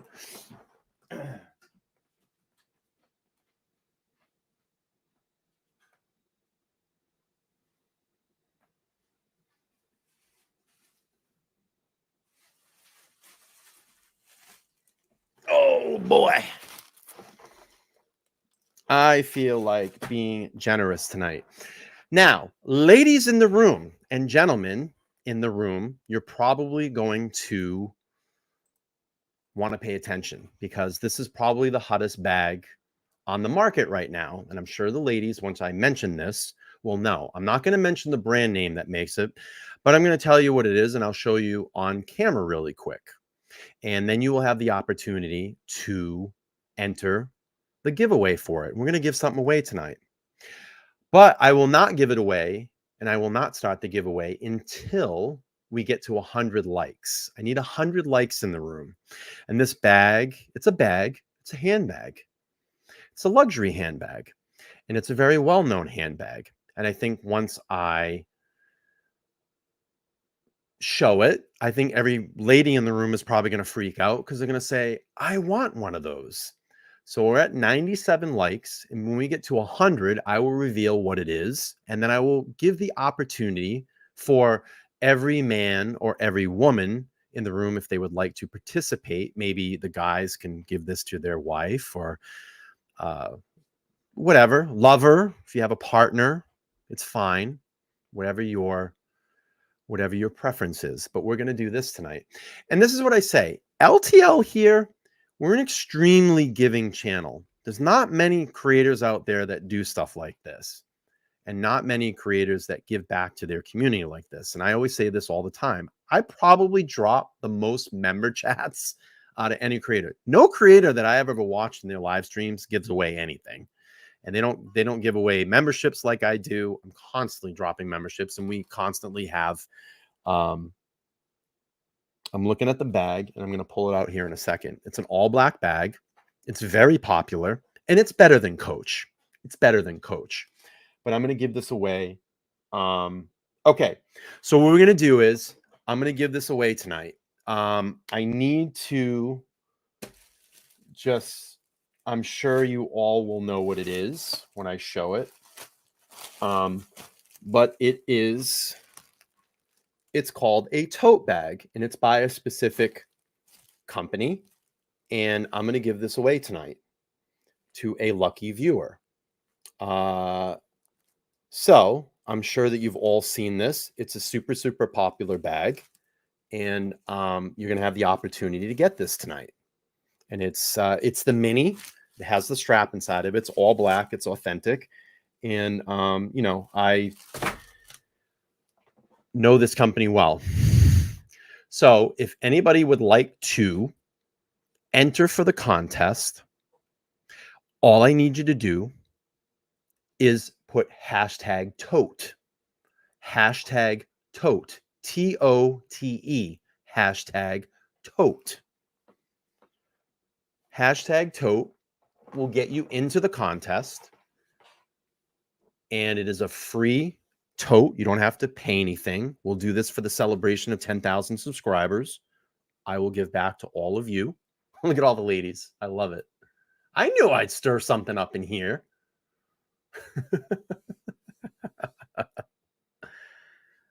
Everybody's going to get in on this one. All right, hang on one second. I got to start doing it now. Hashtag tote. So put them back in there. Let's get some totes going. Hashtag tote. I will give away this this tote bag. It's still in its packaging. Still has the sales slip on it. It's going to be for a lucky winner this evening. Hashtag tote will get you in. Will get you into and vulgar display of power. I fucking love that screen name. I was actually tonight. I was out cruising out to get some food, and I was listening to "Revolution Is My Name." It's like one of my favorite Pantera songs, by the way. And "Yesterday Don't Mean Shit" is a great song too. Hashtag tote will get you into the contest. All right, right now we have about only 37 entries. Come on, we got 105 people watching right now. There's only 37 entries. We can do better than that. Hashtag tote will get you. Hashtag tote will get you. And if I don't win, when I'm getting a hookup, well, you got about 5 more days until I leave the company. So, all right, let's do this. Let's keep playing. Kinds of things that could lead to all kinds of wacky behaviors. So before things get assigned as being tied to Odinism, for instance, or something else, we have to really look at the totality of things and keep in mind, I mean, remember what they were saying in the 1800s about Jack the Ripper's victims and the mutilation that he was doing and the kinds of things that were going on. And there are so many explanations for things like a broken branch that might look like it was surgical, when in effect it might have been a very nice artifact of a really dry piece of wood that broke perfectly smooth. Rare, but possible. Oh, yeah, absolutely. Versus that young twig that's going to be kind of splintered and really look a little differently. But when you start getting things placed on there and you start seeing the staging that occurs, that starts to tell us a little more too about what was going on in the offender's mind. And again, whoops, maybe exploration, but I'm also not willing to discount what we're starting to hear in this thing if they've got truly evidence to back it up and not just theory and supposition. Yeah, and again, apparently, according to the defense, again, because they're the ones digging into the papers and releasing it through this memo, there were 3 investigators who were very much following this line of investigation. Now, let's take a look at the description of Abby's body. Abby was fully clothed. All right, trigger warning here. Trigger warning here. Please, trigger warning. In fact, and this again, another one of these strange facts, Abby was dressed in Libby's sweatshirt and jeans. No blood appeared on Abby's clothing. Abby was found on her back like Libby. However, unlike Libby, Abby's elbows were bent with her right and left arms both placed on her chest. Nice, Abby's left hand and arm near the left side of her face and her right hand and arm near the right side of her face. Also, Abby's left leg was straight while her right leg was bent at the knee. The murderers, according to, again, the defense is saying there's more than one person doing this. The murderers also placed her bent right leg under her left leg. Above Abby's head were smaller sticks that had been placed over her hair, crudely mimicking horns or antlers. Kelly, I'm going to get it out to you tomorrow, I promise. Yeah, that description again, it's very posed. I mean, it sounds the way it's being described that it is posed. It's not like a murder takes place and this is how the bodies end up. This is specifically done. I guess the question is the reason, and is it in fact consistent with anything connected to It's crazy. Odinists or these so many layers. white nationalists referred to by the defense that have hijacked. So many layers to this case. It's crazy. Odinism. Yeah, the challenge that we find too in these kinds of things is, again, we want to try to assign it because our minds just can't wrap around it. But clearly the way that those children were left is symbolic of what was going on in this predator's mind, whether it was a fantasy that he was trying to fulfill, a recreation of an image that he's seen before, or whether he was just working this out and becoming the producer of his own little. I said that I would send Michael a pair of my used socks. If he hits up my PayPal and drops in a friends and family of $1,000, he can have a pair of my sniffy socks. Obviously, I'm kidding. All right, let's keep playing through. Whacked out film. It's really difficult, or their whacked out film. But I think you're really hitting on something, and that is the suggestion that it might be something more in line with a supremacist movement. And we know that they're speaking about in that document this tie to the prison system and to a really rough culture and other kinds of things. And this is going to really require bringing the two sides together to sort this out. And frankly, if they've got evidence, then the prosecution's going to have to say, hey, this is why investigators excluded it and moved on. Absolutely. All right, Mike's going to stay with us. We're going to bring in some more guests. We've got a lot more to go through in these allegations by the defense, very specific allegations, and also revealing a lot more about what happened to the victims in Delphi. And coming up next hour. All right, I'm going to fast forward this and get back to the trial here, or the case. All right, here we go.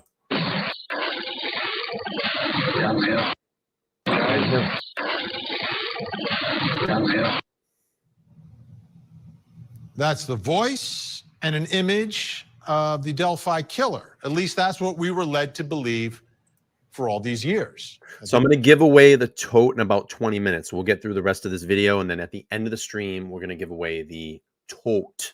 This is the person they were looking for, and prosecutors saying that's Richard Allen. I mean, kind of insane. If you haven't already and you've been watching the stream, you want to get involved in the tote giveaway. Hashtag tote, T-O-T-E, will get you interested. Will get you entered into the giveaway, and then we'll pull up the giveaway tool and we'll celebrate. And then once the winner is announced, I'll have them email me at ltlpodcast@gmail.com. I'll have them do something to vet who they are, and then we'll get this vetted and packed up and sent out to the winner. All right, let's keep playing through this. Build looks like him a little bit.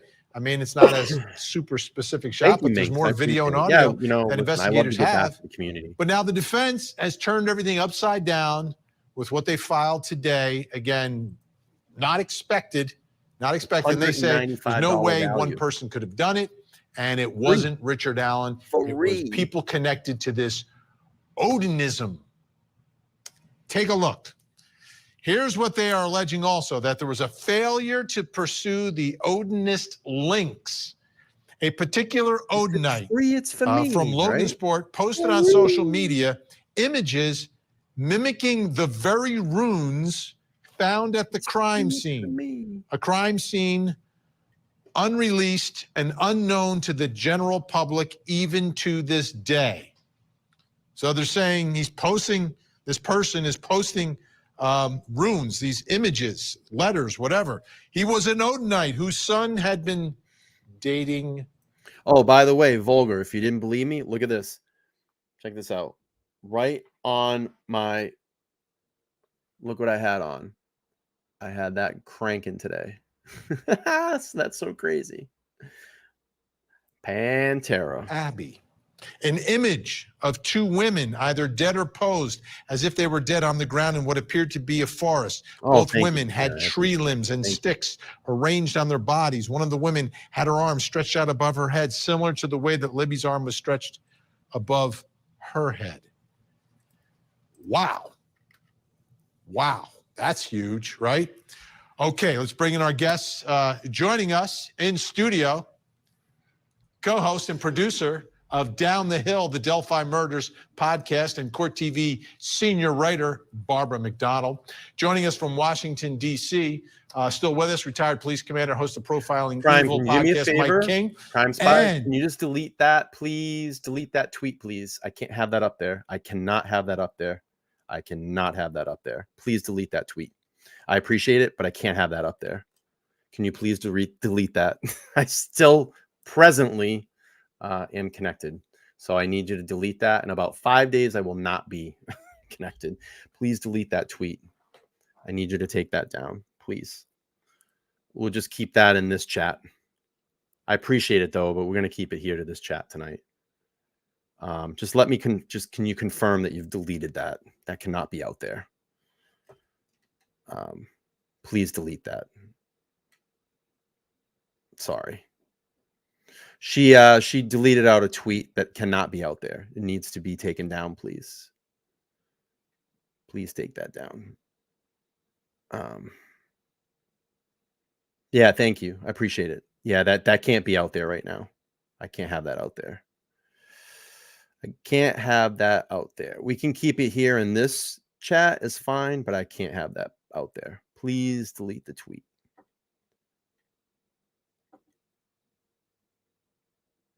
I still see it though.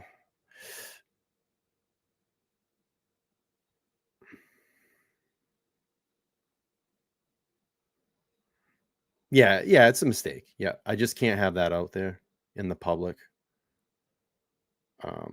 It's just too personal, and I don't want. I don't know. Just can't be out there. It's still on your page though. You sure you deleted it?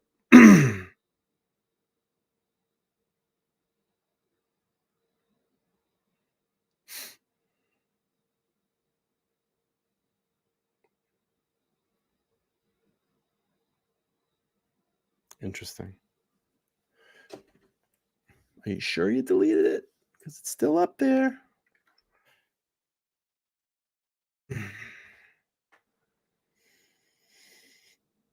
Sorry, ladies and germs. I just gotta make sure that this is confirmed that it's gone. It's still up there, kiddo.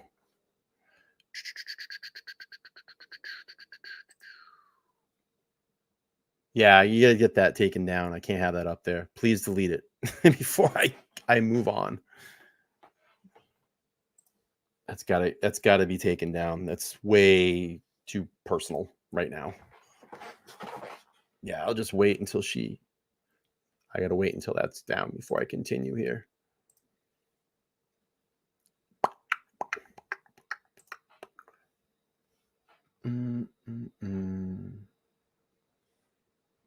Yeah, I can't have that information out there. It's just way too close to home. And right now, I got it. Thank you. I see. Yep, she got it down. Thank you. Thank you, Crime Spies. I appreciate you. Thank you. All right, let's keep playing on here. In Chicago, Illinois, I think it's gone criminal now. defense attorney, host of Defense Diaries, Bob Motta No is worries, with us. no worries. Thank you, everyone. Barbara, let me start with you. Down. That's too What close. your initial reaction to all of this? That there is this cult, this religious sect, whatever they are, that's responsible. Stunned, I think, like everyone else, reading the filing today, pouring through it. It's easy. I thought I knew a lot of the crazy elements of this case. This one kind of came out of left field. It's a bit surprising, but what does this do to the prosecution? She tweeted out, I was doing a giveaway, name the brand, and attached my name to it, and I cannot have that. I just can't have it. It's an organization and it's a work situation, and it's just too public. So I just can't have that. In about 5 days, you can fling out all the information you want, because I will no longer work for that specific company anymore. So anyway, moving on. Yeah, all good. Simple mistake. No worries. Just can't have that out there. Just can't have that out there. All right, let's play. Yeah, well, reasonable doubt is one thing, right? Like, I get it. I understand the game that the defense plays. But this is very specific. We're not naming names, but they're naming names in their papers. Like they're naming specific people. And at least one of those names has been talked about many times in many of the groups. I mean, he wasn't unknown to people following the case. But yeah, there's a lot of details here that people have not known. My concern is people reading this saying, aha, this is what happened. All good. This is fact. Yeah, I just can't have that This is from one side. Yeah, well, first of all, it comes from the defense side. 2-2. And like I always tell you, folks, bring your salt, like a big grain of it every time. But, you know, it is what it is. It's going to be part of this case from this point forward. Bob Mata, let me ask you, you see, here's what happens. And we're covering another case with an alleged conspiracy up in Boston involving a police conspiracy. I always look at those cases and I say, okay, what is the other side saying? That case happened. The case he's talking about, the Boston cop, literally happened about 10 minutes from my home. And I'm going to start jumping on that because the alleged woman that allegedly killed the cop in that case backed over him into a snowbank. She lives literally, my friends live in that town. She lives like 5 minutes up the road from them. So I'm going to start probably diving into that case. But then I look at it and I say, well, what if everything was flipped around? Like, let's say the person the defense is pointing the finger at was actually indicted and charged with this. Would there really be enough? And would everybody be pointing the finger at the person who's actually charged? That's just the way I look at it. What's your reaction, Bob, to this? Is this defense just kind of, you know, causing some hay? Or do you think they're going to get inside that courtroom and specifically name names and have this jury scratching their heads like, the case I'm talking about. Wait a minute, somebody else did this and we know who did it. Yeah, I'm well versed in Karen Reed, so I know exactly what you're talking about. And much like Barbara, my head exploded when I read this morning. I actually was messaging with Barbara. I'm like, have you seen this thing? So look, this is not just defense lawyering. And the thing that makes it different, we're talking about a 136-page document with receipts. Okay. And we have affidavits from law enforcement in this thing. This isn't just some whole cloth theoretical thing. Now, of course, the state is going to have the opportunity to respond. And I'm assuming that they're going to. I don't like as far as McClellan goes, it's a tough gig. Like responding to this, it's a tough gig, you know, because like the prosecutor has some issues that came up in this in terms of not disclosing things in a timely manner. And I think that, you know, he's going to have to answer for those things. And I get it. That's, you know, that becomes a legal battle with the judge, what evidence comes in, what doesn't come in, et cetera.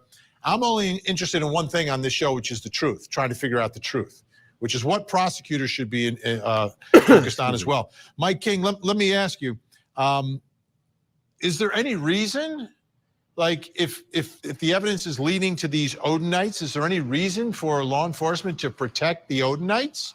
Would we have to see if the investigators are Odinites? Would we have to, I mean, I don't get it. Like this was the highest profile case they were ever going to have in Delphi, Indiana, by far, right? You've got all these agencies working on it. Why on earth, if this is a valid lead, would they not follow up on it? As you know, as a case lead investigator, you often know things about the investigation that other people involved in the investigation may not know about, especially if they're from the outside. Maybe like a trooper that picks up a piece of really good information and wants to share it up. And sometimes people really get focused on something and they're a dog on a bone that can't let go of it, and they create a theory before they really have facts. So they spend all their time trying to prove that they were right, and they actually become a detriment to the investigation. So that's really the mission ahead, I believe, for the prosecution, is to be able to say, these things were vetted, this is what really happened. And we're kind of seeing an inkling, I think, even in one of the news reports I read today, where they reached out and the prosecution is saying, nah, the FBI didn't quite say what's being alleged in the document. Heck, I don't know, Vinny, but all I know. This case is nuts. There's so many layers to it. I don't even know what to believe anymore. And it's horrible. These two young girls are just, they're waiting justice. It's just crazy. Is that this is really good that it's coming out, and that their hand is being forced to say, we looked at it and here's why it was excluded. And if you got to look into their backgrounds to say, hey, they're not Odinists or they're not part of this conspiracy, by golly, you got to do it. But I think Bob was right. Oh, Sam, the first thing I thought of too was Karen Reed. If I could just make everybody hate the criminal justice system and disbelieve it and have no faith in it, I might have won already. Right. I get it. Okay. Now let's get to the real meat of the allegation here. Again, failure to pursue the Odinist links. Evidence known to the Unified Command. Now, the Unified Command is not part of the Odinists. This is part of the investigators, okay? These are the investigators trying to solve the case. Included the fact that fellow Odinites, blank and blank, we're not naming names, were close friends as late as January 21st, 2017. However, that friendship ended very abruptly in February of 2017. The schism in their friendship resulted from a fight that occurred between blank and blank in February of 2017, where he and blank were in the woods near a river conducting a ritual. One of them said or did something the other did not agree with, and they no longer talked to each other. The river was near blank's house. In 2019, the Unified Command, again, the investigators in this case, learned that in a totally different conversation with his ex-wife, according to police reports, blank told his ex-wife that blank and his people killed Abigail Williams and Liberty German because one of their mothers was mixing with other people outside the mother's race. And that's how we get to the link of the white nationalist hijacking of Odinism. Barbara McDonald, what do you think of this? This is very specific. We're not naming names. The defense does. But it seems like you've got a potential admission. There's a little double hearsay going on here, right. but you could bring those people in. Absolutely, and one would hope that they were talked to already and will be again. They had 5 years to do all this, right? Yeah, and we've heard how many tips they've gotten in this case and how many people they've investigated and how many states they've traveled to in their investigation. I certainly hope that they have something to say about this. This case, it just sort of feels like it's jumped the shark a bit at this point. Okay. Bob, to me, this is some form of an admission here, right? This is an admission to the ex-wife that blank and his people committed this murder. How does that evidence come in? Like, who has to testify to that? Because that would be more than reasonable doubt in this case. No question. Well, they're going to have to call in the ex, and they're going to have to get it in, and it's going to be a statement against interest. I mean, it's going to fall within the hearsay exception. If he said it to her, it is double hearsay. But if it's a statement against interest in terms of because the assumption is that he was all at the top involved as well, right? So even because it sounds like because they're basically naming 4 guys. Can the defense subpoena these 4 people and put them on the stand? Absolutely. So that's what should happen, right? If they believe this who did it, that's what the defense should be. 100%. And on top of that, in Indiana, they could depose them. Like, we don't have that advantage in Illinois in criminal cases to depose witnesses unless it's a death penalty case. Like, I would have the subpoenas out to all of these guys and I would be grilling them. So, I mean, they have that advantage in Indiana. And I'm assuming that the state is not going to be happy about them coming in. But I mean, the defense is going to have to do what they have to do. By the way, I think we have the most people viewing this chat tonight that we've seen so far. If you would like to get into a contest at the end of the stream, just put in the hashtag TOTE, hashtag TOTE. You will not be disappointed if you win, believe me. In order to try to flesh this out. I mean, this is 136 pages, Vinny. This is a lot. Yeah. But and again, Mike, on the front end, this all should have been done, right? Like everything we're talking about doing now should have been done and may have been done. We don't know. This is all we have to deal with tonight. I talked about the grain of salt when the defense has the theory, right? No offense, Bob. No offense. It's just I was a prosecutor. And this is the way I see the world. Another grain of salt when we have a statement from an ex-spouse. Do you trust the ex-spouses? Who, me? Mike. I'm sorry, Mike. I was going to Mike on that. I'm sorry, Mike. Oh, no, you know, I mean, it's a mixed bag. And I guess that's where it's going to really have to come out what the motivation was for doing it, what she's been like during this period where she's not part of his life. And then whether they can get over the legal challenges of whether she's reliable or not. And, you know, I mean, this part of me that's the investigator, Vinny, goes back to the idea, if these murders... I want to know what's on that 43-second video that was captured. Don't you all want to know that? I want to know what's on there. What's on that 43-second video? Were motivated because of a mixed race relationship. I suspect there are a whole lot more mixed race relationships going on in that county and in that part of the country. And why? Well, I just saw a bunch of new people come into the chat. I want to ask you, I have nothing on. I want to ask you, did you get a notification? Did you get a notification tonight that I was live? If you did, type a 1 in the chat. But you have to have all your bell notifications turned on. So if all your bell notifications were turned on and you got my notification tonight that I was live, hit a 1. If all your bell notifications are turned on and you did not get a notification, but you searched to see if I was streaming, type a 2. Because I'm trying to survey this algorithm and this fucking live stream notification. It's terrible. 2. Carrie doesn't get them. She's a moderator of the channel and does not get any of my notifications. It's annoying. Look at all the mixed bag. 3. Jeez.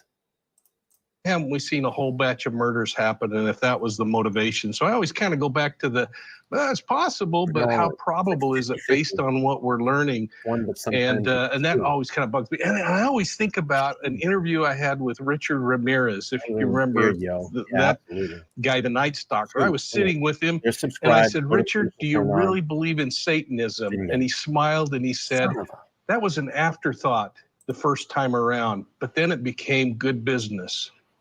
Wow. All right. Everyone stay where you are because the plot thickens, because the allegations aren't just that the killers were practicing Odinism, but also the prison guards to solve. Well, now the defense is throwing a big twist in everything, saying there's these Odinites who are following Odinism who are actually responsible. But it gets even thicker than that. It's not just the murder. Take a look at this. About another 4 minutes, 5 minutes, and we're going to give away the prize to end the stream. We're going to give away the prize to end the stream. You will not be disappointed. I am going to give away a fully functional, absolutely 100% authentic, and all the ladies know this. This is the hottest bag on the market right now. I'm going to give away a tote bag this evening, a tote bag. About $195 value for free. This is from, again, from the defense. Odinites in the Westville Correctional Facility guarding Richard Allen. The evidence shows that during his pretrial incarceration at Westville Correctional Facility, Richard Allen has been monitored, intimidated, and mentally abused by correctional officers who are also members of the Odinite cult. 2 of those correction officers boldly wore patches on their Department of Corrections uniforms that proclaimed, "In Odin we trust," along with another patch displaying symbols of Odinism. Are you kidding me? Let me read it. Let me read the other one also. I'm going to get that in. Thank you, CG. Normally, corrections officers were within earshot of every conversation between Richard and his attorneys and between Richard and his wife, close enough that Richard would have to be worried about any conversation with his attorneys and with his wife being overheard by those corrections officers. Corrections officers even required that Richard Allen be positioned facing the window where corrections officers were videotaping the attorney visits with the handheld camcorder. The positioning of Richard Allen's body would allow the corrections officers to videotape Richard Allen's mouth as he talked to his attorneys. Richard would therefore not be able to privately discuss anything with his attorneys, such as, this is it. Because remember, there's an alleged confession here. The guards are telling me that my wife and family will be killed unless I call my wife and tell her that I killed those girls. And they have that as no other evidence streamers against him. that give away. Wow, Barbara McDonald, Mike King, Bob Motta back with us. There's no other streamers Bob, that give away. What are your thoughts about this? I always give back to the community in This some looks way. like it's going to be the attack on the confession. It blew my mind. Is there anything normal Kelly, about good to know. videotaping attorney-client meetings? I've never heard of that before. No, frankly, I was in Delphi in Carroll County Great courthouse game. for that hearing. OG in the house. You know, because at that point they were trying to get Allen moved out of the facility because he's being held pre-trial, which is very unusual in a prison as opposed to a jail. His lawyers are trying to get him out, and they ended up at that hearing. That's when this bombshell about these confessions came out. And obviously, you know, everybody in the courtroom was like, we were like, oh my God, what is happening here? So to have this kind of information come out and like, I immediately thought, okay, well, what is the context in which the statements were made in terms of the phone call between Richard Allen and his wife? You know, are they taking things out of context? Lindy had me earlier. So this gives us the other side of what was going on with Allen, because they had testimony on there where they admitted that they were using a camcorder, and they were saying it was for the safety of his attorneys and for the guards that were in the room, that they were filming him. So when we see this and then we hear this allegation, which is stunning, a stunning allegation in terms of these guys wearing patches and being like known Odinists, like, and they're the ones that are guarding this guy. Man, I've never seen anything like it, Vinny. These allegations, if they're going to get fleshed out, are just bombshells. And it's an absolute explanation in my estimation. And it's going to get vetted. Look, I mean, like you said, this is a defense coming with emotion, with some incredibly powerful statements that are going to get vetted at a Frank's hearing. That's crazy, and Sam. if it turns out to be true, this case is absolutely. We need to fix the system. And I was just telling my subscribers, I have a dead subscriber on my channel because I like to see when the notifications hit. I literally got a notification today from a community post that I posted 4 days ago. That's how screwed up this system is. I hate it. They need to fix this shit. All right, let's turn it on its head, and then we're going to do the biggest and strongest evidence that they have right now are those confessions. Right. Yeah. Barbara, you were out there, and I mean, did you bump into any Odinites? Not that I'm aware of, but I've Was heard, it a thing? I've heard of different groups that perhaps have some off-center beliefs that operate in the area. I've certainly heard that in connection with this case before. But I've also heard from a lot of different investigators who've been connected to the case in various ways that was all vetted and discounted. Mike King, we only have about a minute left here. Uniform is allowed to put patches of anything other than your uniform on there. It should be provable one way or the other. It's crazy. But it seems like it's the attorneys who were saying they saw this. I have to agree with you, Vinny. I was always really on the community saddened tab. and shocked if, in fact, they're allowing that to go on a uniform that would be standardized. And I think that's going to be an easy one to either prove or disprove by the other correctional officers, by what the command staff says and what the policy says. But if the defense says, hey, I witnessed it, that's going to be a little challenging for them to get over too. All right, kids. Let's do a giveaway. I want to look at the poll first, though. Okay, let's end this poll. Let's see. How did you find me? 43% Idaho 4 content, 28% algorithm-based, 22% through another channel, and 5% TPG at 53 votes. I appreciate you all getting involved in the poll. All right, we're going to give away this Toady Tote bag. You need to be subscribed. You need to hit #tote. I'm going to give it a couple more minutes here. Only 51 entries. There's 120 people in the chat. We're going to give away for either you $195 value for a free authentic tote bag. Authentic tote bag. I will get it sent out free of charge for a lucky winner. If you want to get involved in it, just hit hashtag tote. Let's let those entries rack up a bit, and then we're going to roll the magic dice to see who wins. It's not leather. That would be double the price of that. It is the canvas tote, but it's a good tote. I think someone will get a lot of use out of it, courtesy of LTL Podcast, the most giving away true crime podcast. I drop memberships on a consistent basis. I drop prizes on a consistent basis. What other creator does that? What other creator gives back as much as LTL Podcast? And I don't ask for any money. I don't beg for money. I may bring up every once in a while about memberships. And by the way, maybe we'll take a quick pause here. If you want to join a membership, you go down there and click the join button. It's a monthly membership. And my monthly memberships, unlike some other true crime channels out there, only start at $1.99 a month, and it supports the channel and allows me to buy gifts like this to give back to the community. I always recycle the money here back into the community. So if you want to support the channel, you can, and I would appreciate it. But we're going to give this a couple more minutes to let those entries build up. No one does it. I know. No one else does. No one else does. I drop.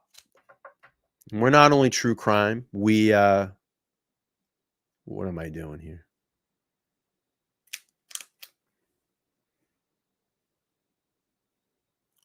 We're not only true crime. We get into scams, deceptions. We have an occasional guest every now and then. We'll have an occasional panel. Yeah, I see it. It should be good now. All right. I'm going to give it about another minute. $1.99 is less than a Starbucks coffee. You can support the channel on a monthly basis if you would like. Click that join button. It does help, and it allows me to get gifts like this back to all of you. I think we're good now. It shouldn't be freezing, but let's do this. Couple more minutes here and we'll do it. I just want everybody to get a chance to get their votes in for the totes. Hashtag tote we're getting. Gavina, thank you so much, has become a new member of the channel. Thank you so much.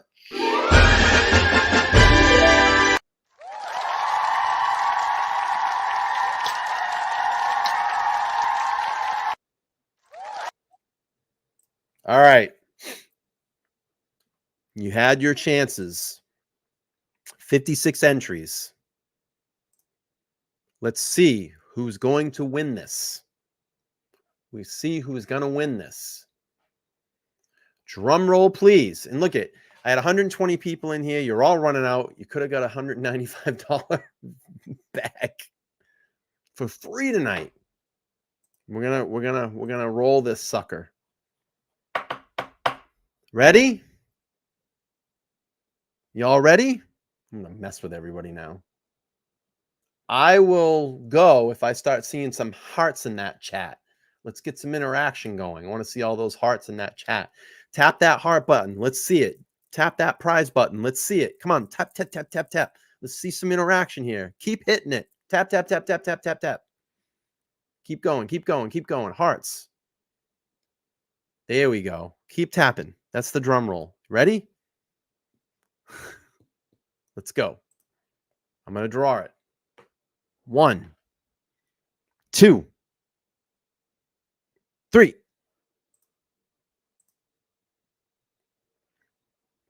And the winner is Kim Tucky. Are you still here, Kim Tucky? You got to be here. If not, I'm going to re-roll this sucker. I got to know if you're in the chat. Kim Tucky Fun. Are you here? Let us know in the chat.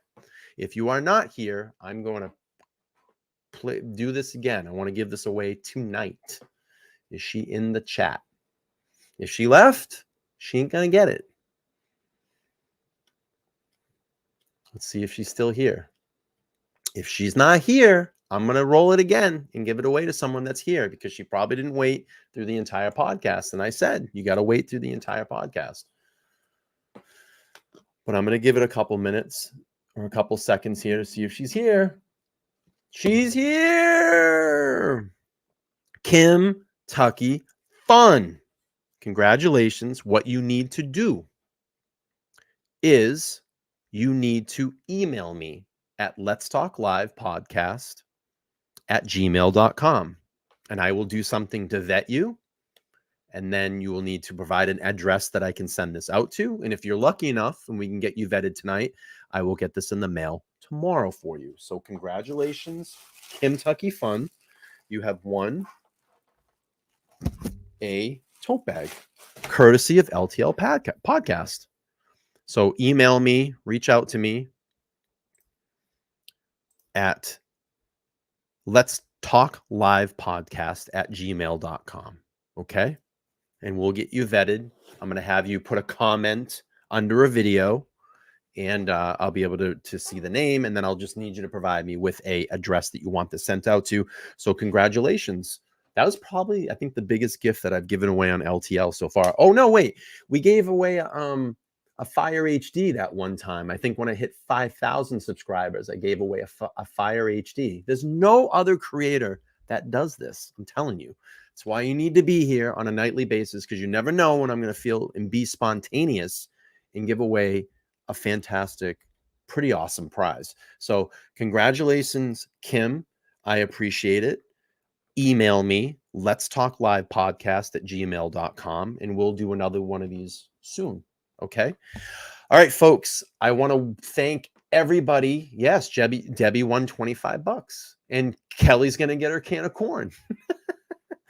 All right, folks, we're going to end this stream for tonight. Thank you for all being here. Appreciate all the support. We will continue to report on the Delphi murders. It's a wild and wacky case, and I think there's going to be a lot more to come on with this case. So I hope to see you all back here on the next live. I'm going to be here tomorrow night live at 8:30 p.m., maybe a little bit earlier, maybe 8 p.m. Look for the tile. Maybe I'll move on to another case, but that's it for tonight. I'm going to get out of here. If you need to get in touch with me, letstalklivepodcast@gmail.com. You can follow me on Twitter at Let's Talk Live YTC, or my Facebook page, LTL Podcast.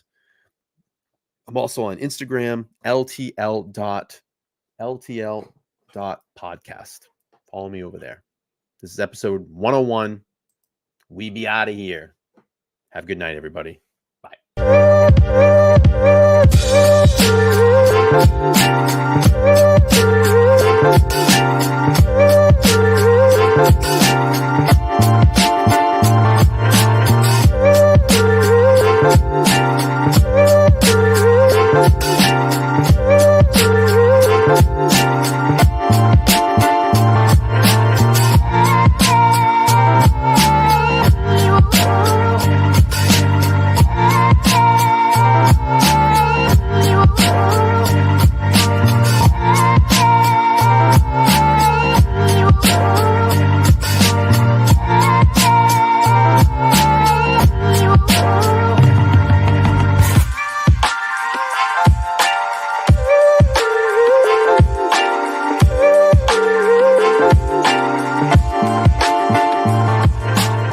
Someone that owes a lot of money, I probably wouldn't be flying all over the country. I'd probably start figuring out how I'm going to pay people back.